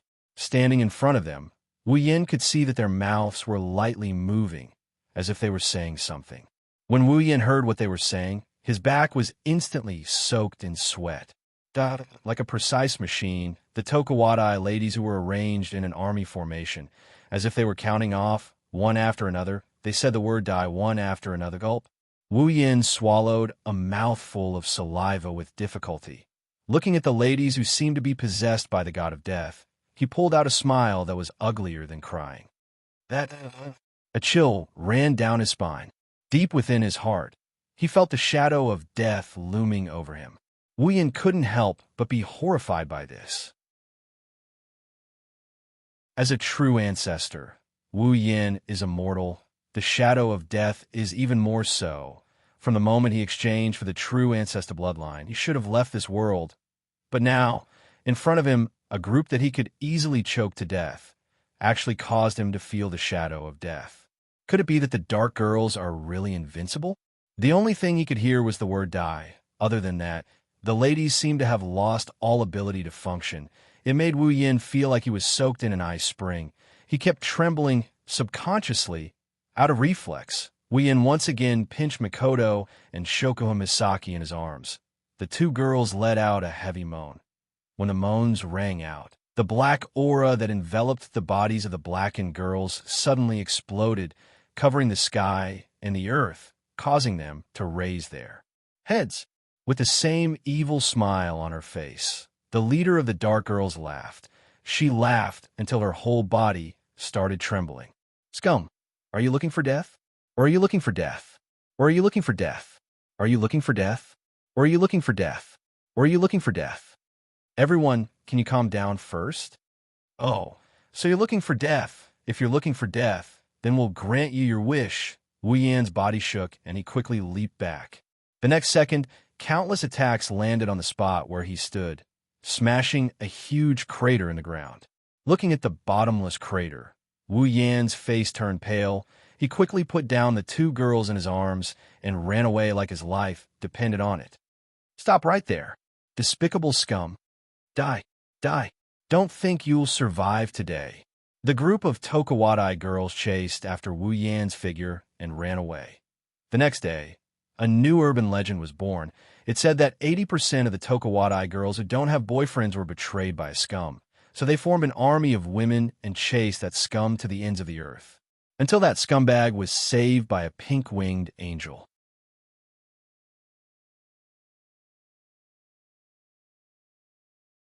Chapter 238. Sit up straight. Wu Yan shuddered and quickly sat up. He looked at Mikoto, Chuju, and Estrella, who were looking at him like he's some kind of criminal being judged. He started crying in his heart. What did I get punished by my women to kneel on the floor, even though I'm still sitting down? Master! Ikaros turned to Mikoto and Hinajiku as she looked at Wu Yin, who was still sitting there with tears in his eyes. She couldn't bear to see him like this. Ikaros, don't you dare plead for him. How could Hinajiku and Mikoto not know what Ikaros is thinking, since they are familiar with her personality that revolves around Wu Yin? Thus, they bluntly rejected the pleading in Ikaros' eyes. Master! Ikaros clenched her fists tightly. She closed her eyes and pretended she didn't see Wu Yin, who was about to fall into the abyss of suffering. Wu Yin wanted to cry, but no tears came out. Great! Now even Ikaros can't save him. Looks like Mikoto and Hinajiku's scolding convention has to continue. Chuju crossed her arms in front of her chest and narrowed her yellow-green eyes at Wu Yin. You caused quite a ruckus yesterday, Yin. Yep. Estrella nodded as if she's serious. Wu Yin really wanted to grab her and spank her ass. It's one thing for her to not save her master when he's in danger, but to hit him while he's down. Chuju placed a laptop in front of Wu Yin. There's a message on it. More than 80% of the girls in Tokuwadai who don't have boyfriends were betrayed by a scumbag.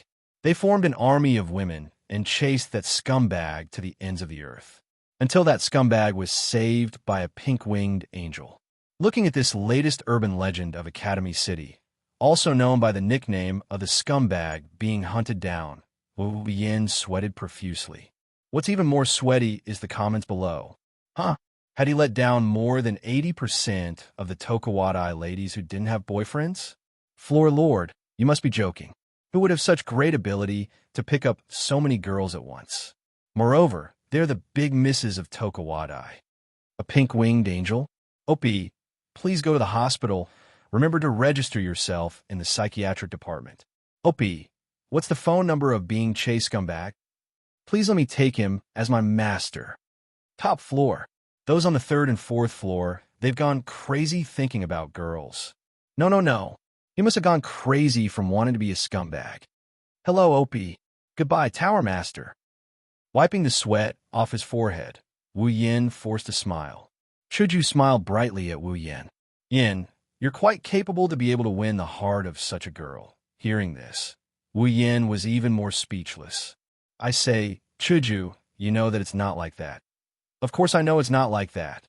Hinajiku slammed the table as if trying to show off her authority. Unfortunately, she slapped Estrella's hand that was reaching for the fruit platter on the table. Estrella yelped in pain and blew on Hinajiku's hand. She laughed awkwardly as Estrella grabbed Hinajiku's hand and blew on it.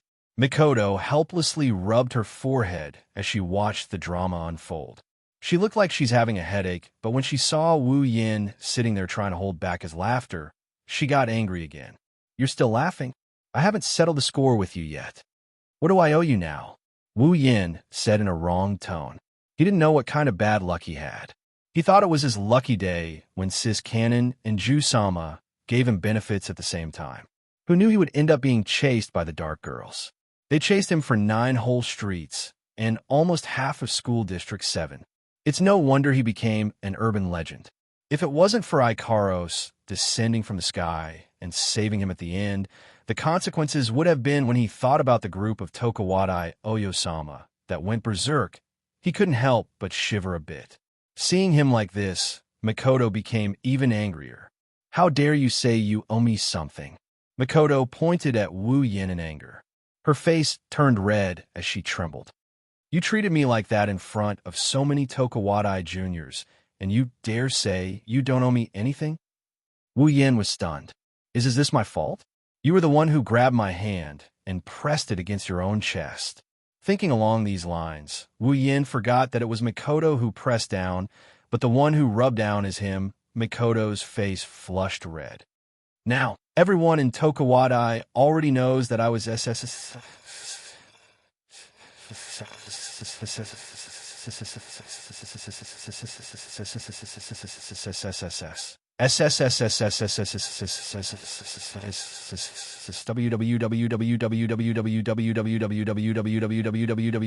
www.fi.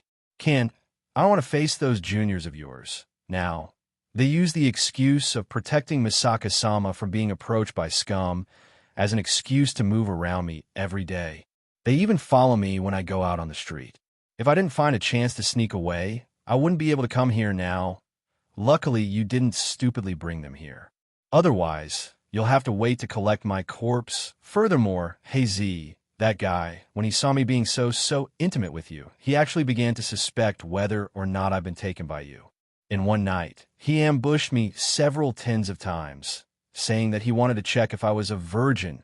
That perverted Yuri creature didn't use an aphrodisiac on you. That's good enough. The most serious thing is, those teachers, one or two of them came to scold me. They said I was too young and shouldn't go overboard.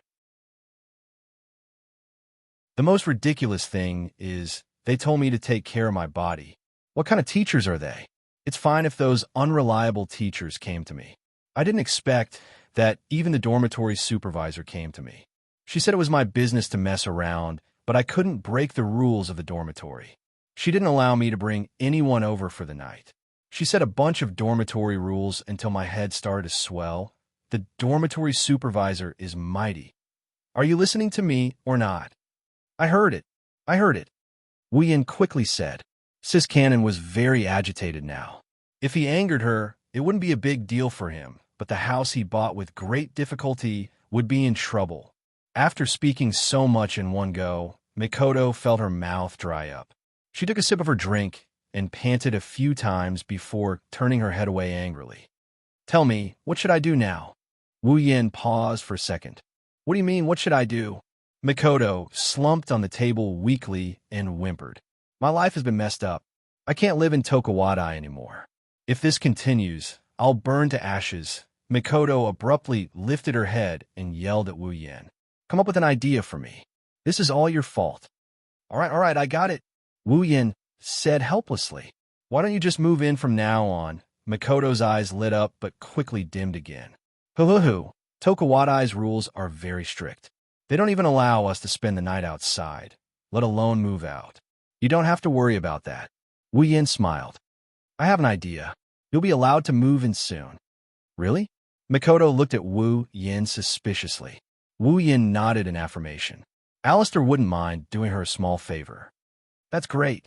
Chuju clapped her hands and pulled Mikoto. Let's go, Mikoto. We'll stay in the same room. Stunned, Wu Yin pointed at himself in a daze. What about me? Chuju blushed and said angrily. Go sleep by yourself. Dejected, Wu Yin lowered his head, but very quickly. He looked at Ikaros with a hopeful expression. Who knew that Mikoto would say? Ikaros, let's have a good chat tonight. After that, she pulled Ikaros away. Wu Yin was stunned. He could only look at the last person left in the room. Astria's face turned red as she yelled at Wu Yin. Master! Idiot! She left as well, leaving Wu Yin alone with a dejected look on his face.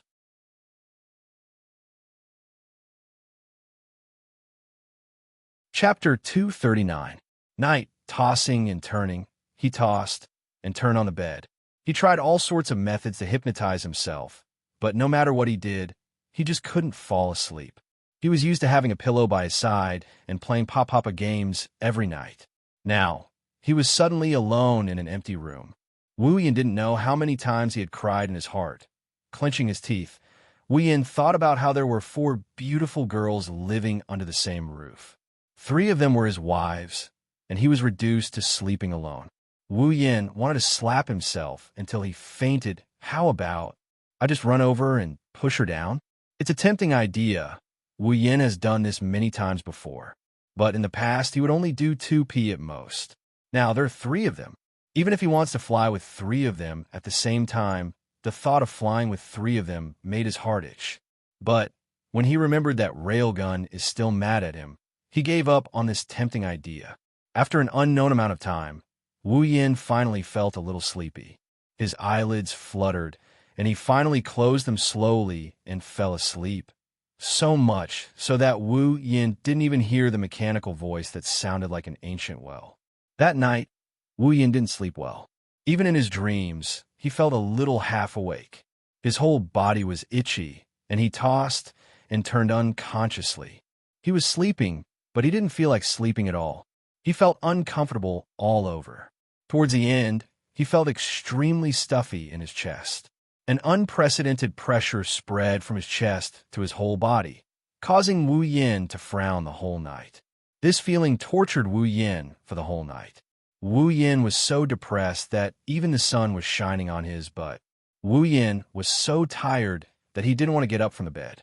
It wasn't until a deafening shriek reverberated through the eaves that Wu Yin opened his eyes in shock. The scream just now was from Makoto and the girls. Quickly climbing up from the bed, he jumped up and ran out of the room. Something big must have happened to make the two usually domineering girls scream like that. In a panic, Wu Yin kicked the door open. What happened? Makoto, Chuju. When the scene in the living room entered Wu Yan's eyes, a huge sense of dissonance hit him. Wu Yin was stunned. Scratching his head in confusion, Wu Yin was confused. What's going on? In the hall, Makoto was anxiously jumping up and down, as if she had encountered something unbelievable. Hinajiku, on the other hand, was expressionless as she watched Makoto jumping up and down, as if nothing could attract her attention. Ikaros and Astria stared at their own bodies in a daze. Wu Yin is even more confused by their current state. But the confusion only lasted for a moment. Soon, Wu Yan's eyes turned into a daze. If Wu Yin didn't hear wrong, the words he shouted just now sounded sweet and delicate. That's a girl's voice. Before Wu Yin could react, the four girls in the living room heard the sound of the door being kicked open. They turned around at the same time. When they saw Wu Yin noticed that they were stunned. After a while, Ikaro suddenly raised her finger and pointed at Wu Yin. You woman, why are you here? Wu Yin is stunned. He couldn't help but be stunned. First of all, Ikaros yelling at someone with an angry face is already something that doesn't make sense. Second of all, what did Wu Yin hear? You woman? Wu Yin could only try his best to hold his jaw that was about to fall off. He stuttered. Ikaros. When he spoke, Wu Yin was stunned again. The sweet and tender voice came from his throat and came out from his mouth. No matter how slow he is, Wu Yin noticed that his voice is a girl's voice. Wu Yin also noticed this. Not only did his voice change, even his body felt a little strange. Especially his chest, it felt heavy. Combined with what Ikaros said just now, a bad premonition rose from Wu Yan's heart.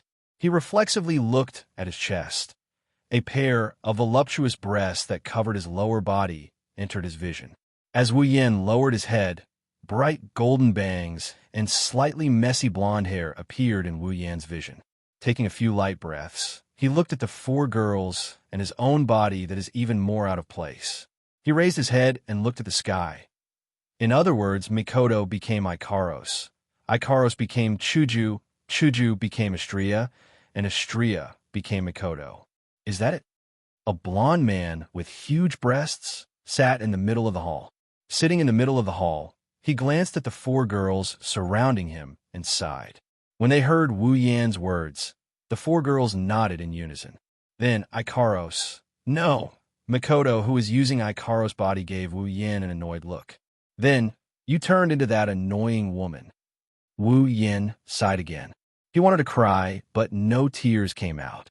Yes, he turned into her, and it's the familiar her. Shokoho Misaki, Jusama. This body that Wu Yin liked a lot. Now it's making him feel like he doesn't want to see it. Astria, the original Hinajiku, looked at her body and frowned. She crossed her arms in front of her chest out of habit. However, her arms were repelled by her ample bosom. She felt pressured as she was originally a flat-chested girl. Yin, according to what you said, we became like this because of that thing called angel fall. Wu Yin nodded. That's the only explanation that can explain why we became like this. Makoto. No. Astria, who was using Makoto's body, shouted at Wu Yin anxiously. Then what should we do? You, Astria, doesn't want to use this body, master. Hurry up and think of something. Hey, what do you mean by this body? Makoto slammed the table in dissatisfaction. Wu Yin felt like he was being cheated. After all, the person who slammed the table in anger was Ikaros. He can imagine how out of place Ikaros, who was supposed to be a fake samurai, suddenly slamming the table in dissatisfaction. Chuja laughed awkwardly before turning to Wu Yin. Yin, Astria is right, we can't go on like this. It's better to solve this quickly. I'm not used to other people's bodies. Is that so? Wu Yin looked at Hinajiku suspiciously before narrowing his eyes. But why do I feel like you like your current body?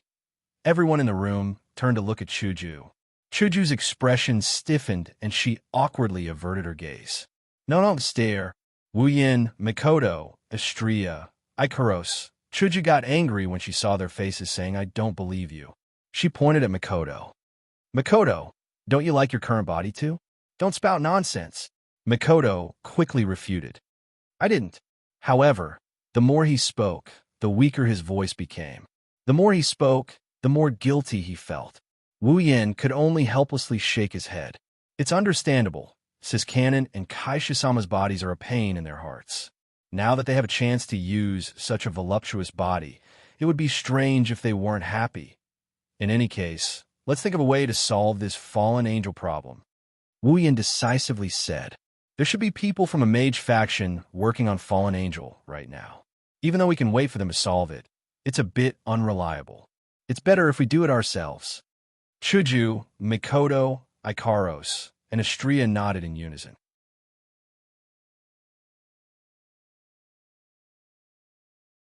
Chapter 240. Found it. In the living room, Wu Yin, Mikoto, Hinajiku, and Astria surrounded Ikaros as they watch her work on her computer. They didn't say anything until Ikaros said something. Only then did they step forward. Chuju. No, Ikaros, did you find it? Yes, master. Ikaros looked at Wu Yin with an expressionless face while wearing Chuju's appearance. Wu Yin wasn't used to this. It made him more determined to restore everyone's appearance. Hinajika leaned in front of the computer screen and looked at the information on it.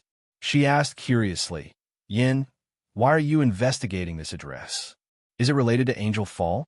That address. Mikoto frowned as she looked at Wu Yin. When she saw Shokuho Misaki's face, her frown deepened. She turned her head away helplessly. Wu Yin nodded and said to the girls, to activate Angel Fall, a ritual must be set up beforehand. Once the ritual is complete, even if it's a normal person, Angel Fall will still be activated. You mean? Chuju thought for a moment and seemed to understand. That's right. Wu Yin pointed at the address on the computer screen. Once the ritual is complete, Angel Fall will be activated. On the other hand, if the ritual site is destroyed, Angel Fall will be disbanded. This address is the ritual site of Angel Fall? Mikoto looked at Wu Yin and asked. Yeah. Wu Yin smiled and said to Mikoto, once the building at this address is destroyed, Angel Fall will be disbanded. Really? That's great. Astria was the first to jump up and cheer when she heard Wu Yan's words. However, she was using Mikoto's body. She clasped her hands in front of her chest and looked at Wu Yin with admiration. Master is amazing. You know so many things as expected of my master. Hearing this, Hinajiku and Mikoto were confused. Hinajiku touched her cheek and frowned. Now that Astria mentioned it, I do agree. Yin, you always know things that others don't. Where did you get them from? The last sentence was obviously directed at Wu Yin. Wu Yin could only helplessly shrug and smile at them. How could he possibly tell them that he had seen everything on the screen? Seeing Wu Yan's shameless face, Mikoto, who was already unhappy with his face, became even more unhappy. She coldly humphed and turned her head away. Chuju did the same, but the two girls didn't continue to ask, which made Wu Yin relieved. After thinking for a while, Wu Yin said to the four girls, Chuju, Mikoto, Ikaros, Astria, the four of you, go and destroy that ritual. Chuju and Mikoto immediately asked, what about you? Me? Wu Yin smiled faintly. A strange red light flashed in his golden eyes. I will go and meet that unlucky angel. If Wu Yin's memory serves him right, the archangel who fell to the mortal realm because of Angel Fall used a spell to destroy the world in order to return to the heavens. Even though in the original work, Tsuchimikado Motoru destroyed the ritual in time and allowed the Archangel to return to heaven, preventing the apocalypse, Wu Yin didn't dare to bet everything on the original plot. He, Hinajuku, Ikaros, and Astrea, who originally didn't exist in this world, had already arrived in this world. This world was already different from the moment they arrived in this world. Wu Yin felt that he had to make a trip there to prevent himself from losing an entire instance world if things go wrong. Master, Ikaros immediately stood up and walked in front of Wu Yin. Her intention was clear. Ikaros didn't want Wu Yin to go alone against an angel. Ikaros followed Chuju and Mikoto to destroy the ritual.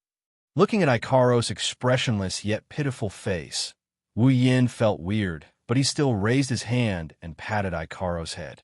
But Ikaros' eyes are filled with worry.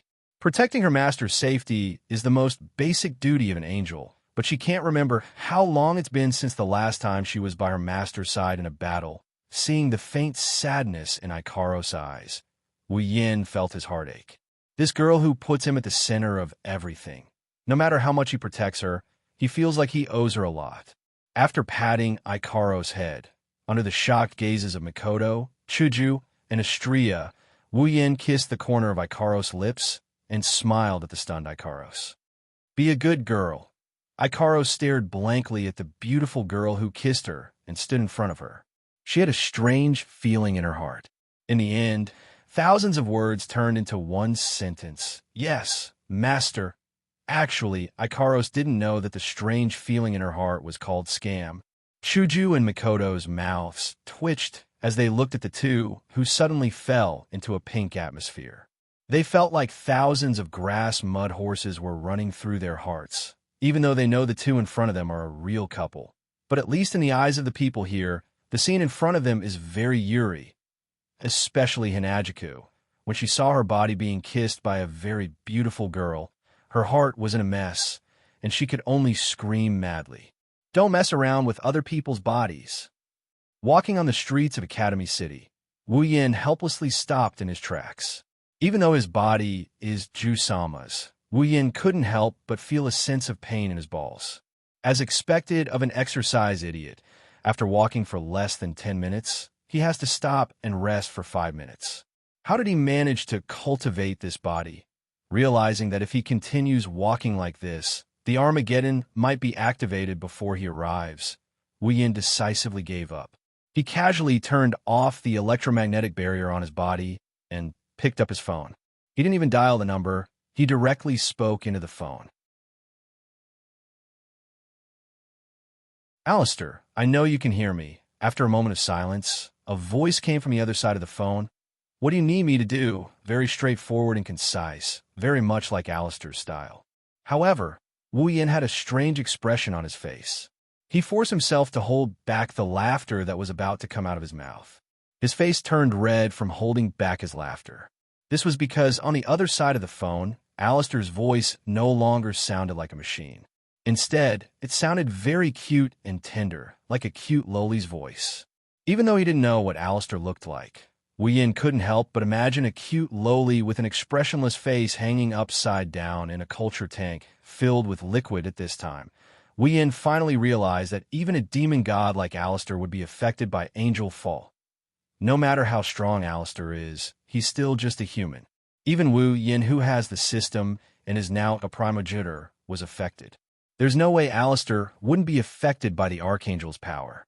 He just doesn't know if that damn strong AI Waith was affected. If he was, then it would be fun. Holding back his laughter, Wu Yin coughed and said seriously, "Help me get ready. You know what I'm going to do?" On the other side of the phone, Alistair was silent for a moment before saying, "The helicopter to the destination will arrive in 5 minutes." Hearing this, Wu Yin nodded. Listening to Alistair's cute, lowly voice, his starry eyes curved into crescents. Perhaps Alistair knew what Wu Yin was thinking. His voice suddenly came. "I wish you success. 5th place." Wu Yin's smile froze on his face.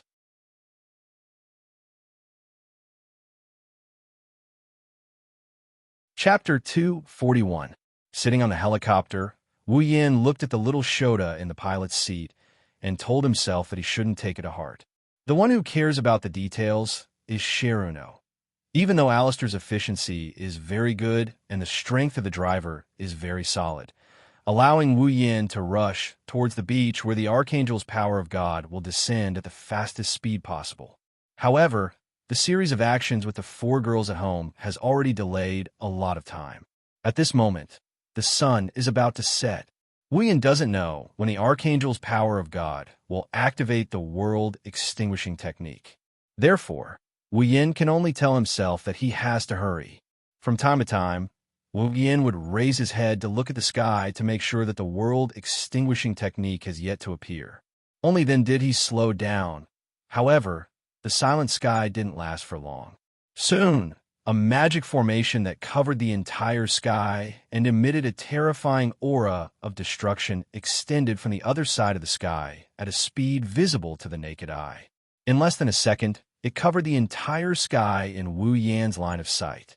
Feeling the terrifying aura of destruction from the magic formation, Wu Yan's expression gradually sank. In the end, the world extinguishing technique has been activated. It's not here yet. Seeing that the world extinguishing technique has been activated, Wu Yin couldn't help but feel a little anxious. He frowned and shouted at the driver. Without waiting for the driver to speak, a small figure appeared in Wu Yan's line of sight, causing Wu Yan's eyes to narrow. Wu Yin can't see the specific shape of the figure.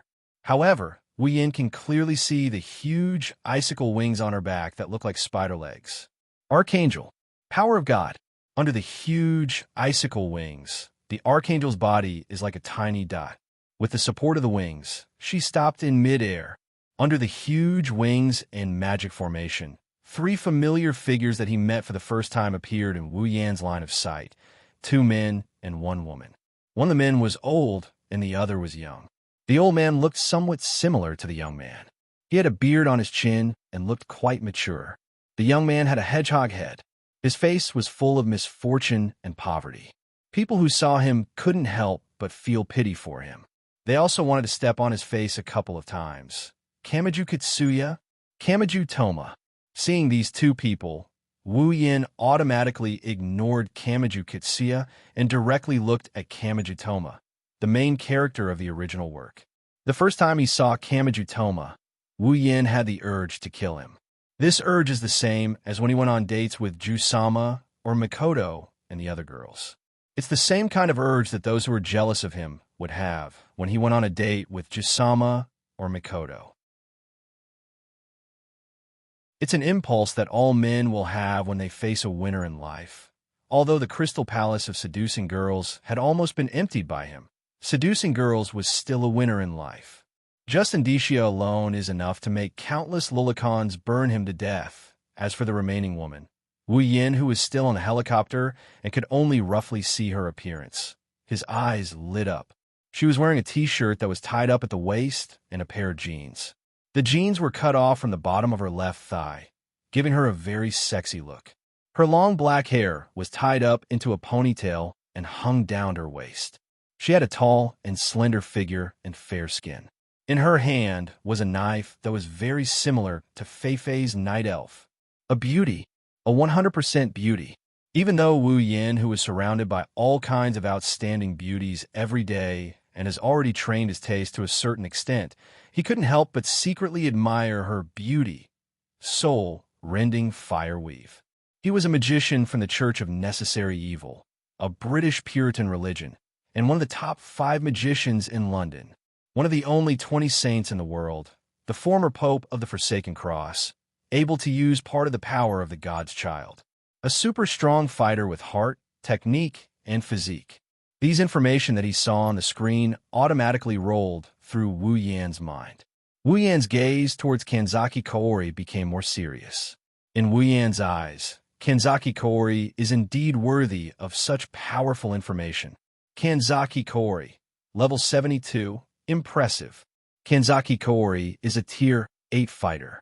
At this time, Kanzaki Kaori, Kamiju Toma, and Kamiju Kitsuya didn't notice a helicopter flying towards them. They were looking at the Archangel's power of God with a serious expression.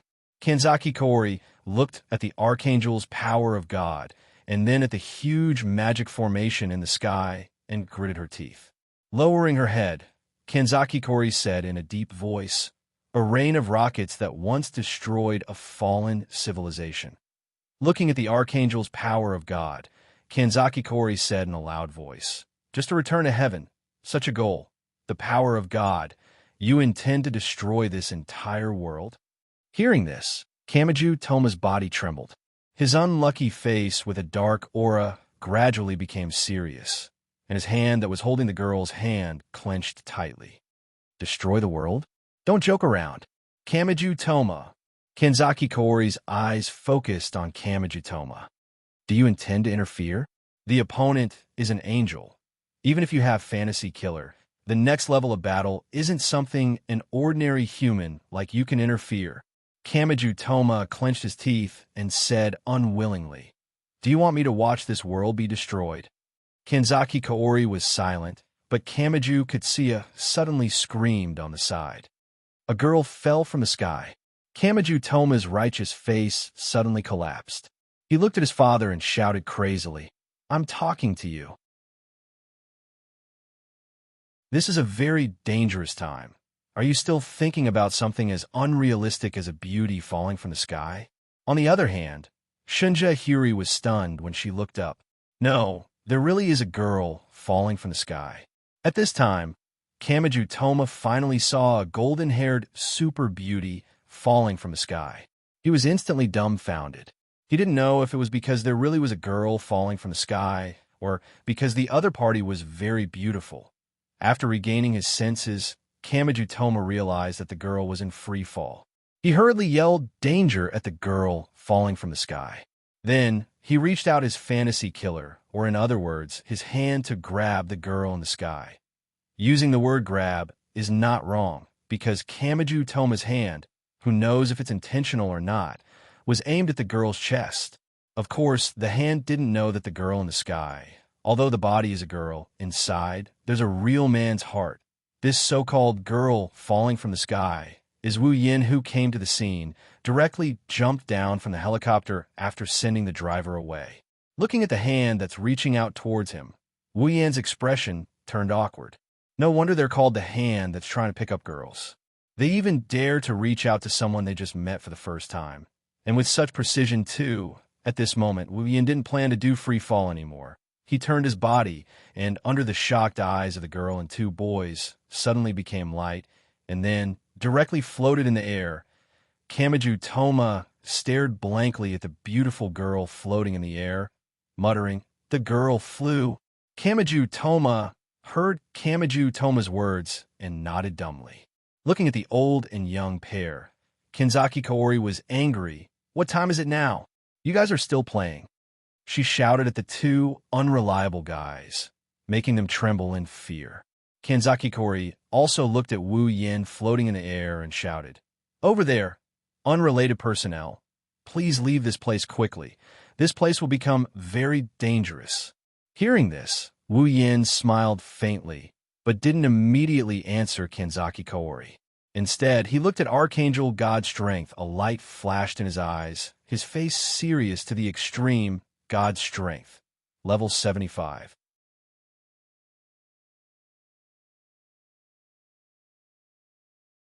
Chapter 242, Archangel of God, level 75. Wu Yan's face darkened at the sight of this level. His golden eyes became serious. Archangel of God's level is almost one level higher than his. With his current level, if he were to go against the Archangel's divine power, he would be courting death. Of course, Wu Yin might be able to rely on true ancestors' undying ability to hold off Archangel of God for a while, if he doesn't have Jusama's body. But now, it would be a disaster if Jusama's body were to be destroyed. Wu Yin sighed as he looked at Kanzaki Kaori and Kamiju Toma on the ground. His serious expression loosened up a little bit. With their combined strength, they should be able to hold their own against an Archangel of God.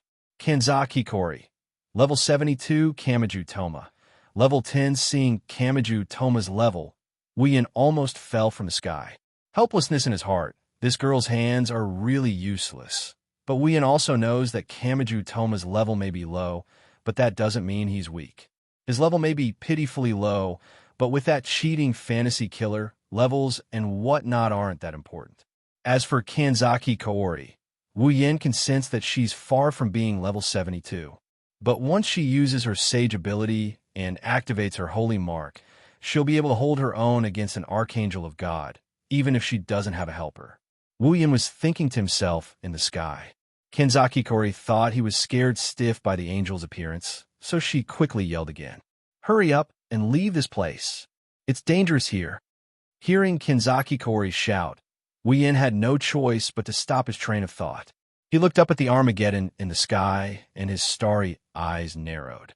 Shokuho Misaki's sweet voice rippled through the turbulent space. Her lips parted slightly. "Indeed, it's dangerous here." Unconsciously raising a hand to cover his mouth, Wu Yin chuckled. He didn't realize that his manly heart had begun to crack, and he was acting like a girl. That Armageddon technique is too dangerous. It's better not to leave it behind. Hearing this, Hikari Kaori was taken aback. She seemed a little surprised that the other party would know about Armageddon. But Wu Yan's words made her feel that the other party's background was not simple. Wu Yan glanced at the Archangel's divine power and spoke indifferently, as if the person in front of him wasn't one level higher than him, but one level lower. "Archangel, the power of God, you're willing to destroy this world in order to return to the heavens? In that case, you have to get the consent of us tenants first." After speaking, Wu Yin ignored Kanzaki Kaori and the others who were stunned by his words. He looked up at the sky and stared at the Armageddon technique formation. He raised his hand. A ray of light flashed by. Kanzaki Kaori, Kemeju Dama, Kemeju Kitsuya, and the Archangel's divine power only saw a blur before they saw a bow in Wu Yan's hand. It's a transparent longbow that looks like a pair of wings. It's as black as ink, and it's shining like stars. Meteor Knight. This is the Meteor Knight that even IYSI wouldn't be able to take on without getting hurt. Once again, it's in Wu Yan's hand. Light suddenly appeared in the originally dark sky. They were like fireflies, floating slowly in this space. Then, with a burst of speed, they turned into starlight with a faint silver glow and madly gathered towards the Meteor Knight. The familiar stars rushed towards the Meteor Knight in his hand. Wu Yan's lips curled into an excited smile. This time, he can finally use the Meteor Knight. With excitement, Wu Yan knocked the bowstring of the Meteor Knight and slowly pulled starlight as resplendent as the Milky Way gathered on the body of the elegant transparent longbow, forming a shining silver arrow. With the appearance of the arrow, the Archangel's calm expression finally changed. Kanzaki Kaori on the ground was also shocked to see a terrifying aura gushing out from the elegant longbow. It even overshadowed the aura of the Armageddon spell formation in the sky. What kind of bow is that? Kanzaki Kaori looked at the Meteor Knight in Wu Yan's hand and gulped. If it's even more terrifying than the Armageddon spell formation, that's not necessarily the case. If the Armageddon spell formation is activated, then the Meteor Knight will definitely be no match for it.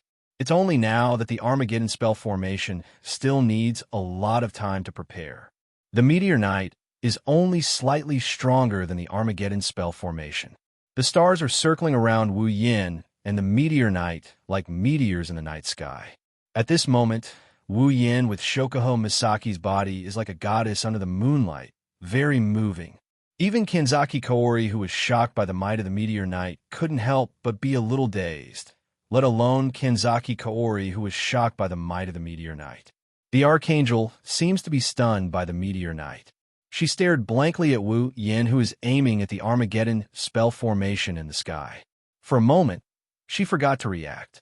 Looking up at the giant spell formation, Wu Yin pulled the string of Meteor Knight to its fullest. The surrounding stars are constantly replenishing the arrow, increasing its power to the maximum. Until the moment the power reached its peak, a meteor streaked out from the Meteor Knight, cutting through the sky, space, and night. Kanzaki Kaori, Kanzaki Kaori, Kanzaki Kaori, Kanzaki Kaori, and the Archangel all had different expressions on their faces. The meteor crashed into the Armageddon spell formation. There was no strange sound, no strange phenomenon, no terrifying aura, and no brilliance that filled the sky. The meteor collided with the magic array. In the instant it collided with the magic array, the meteor disappeared without a trace. Only the Armageddon spell formation is still shining brightly in the sky.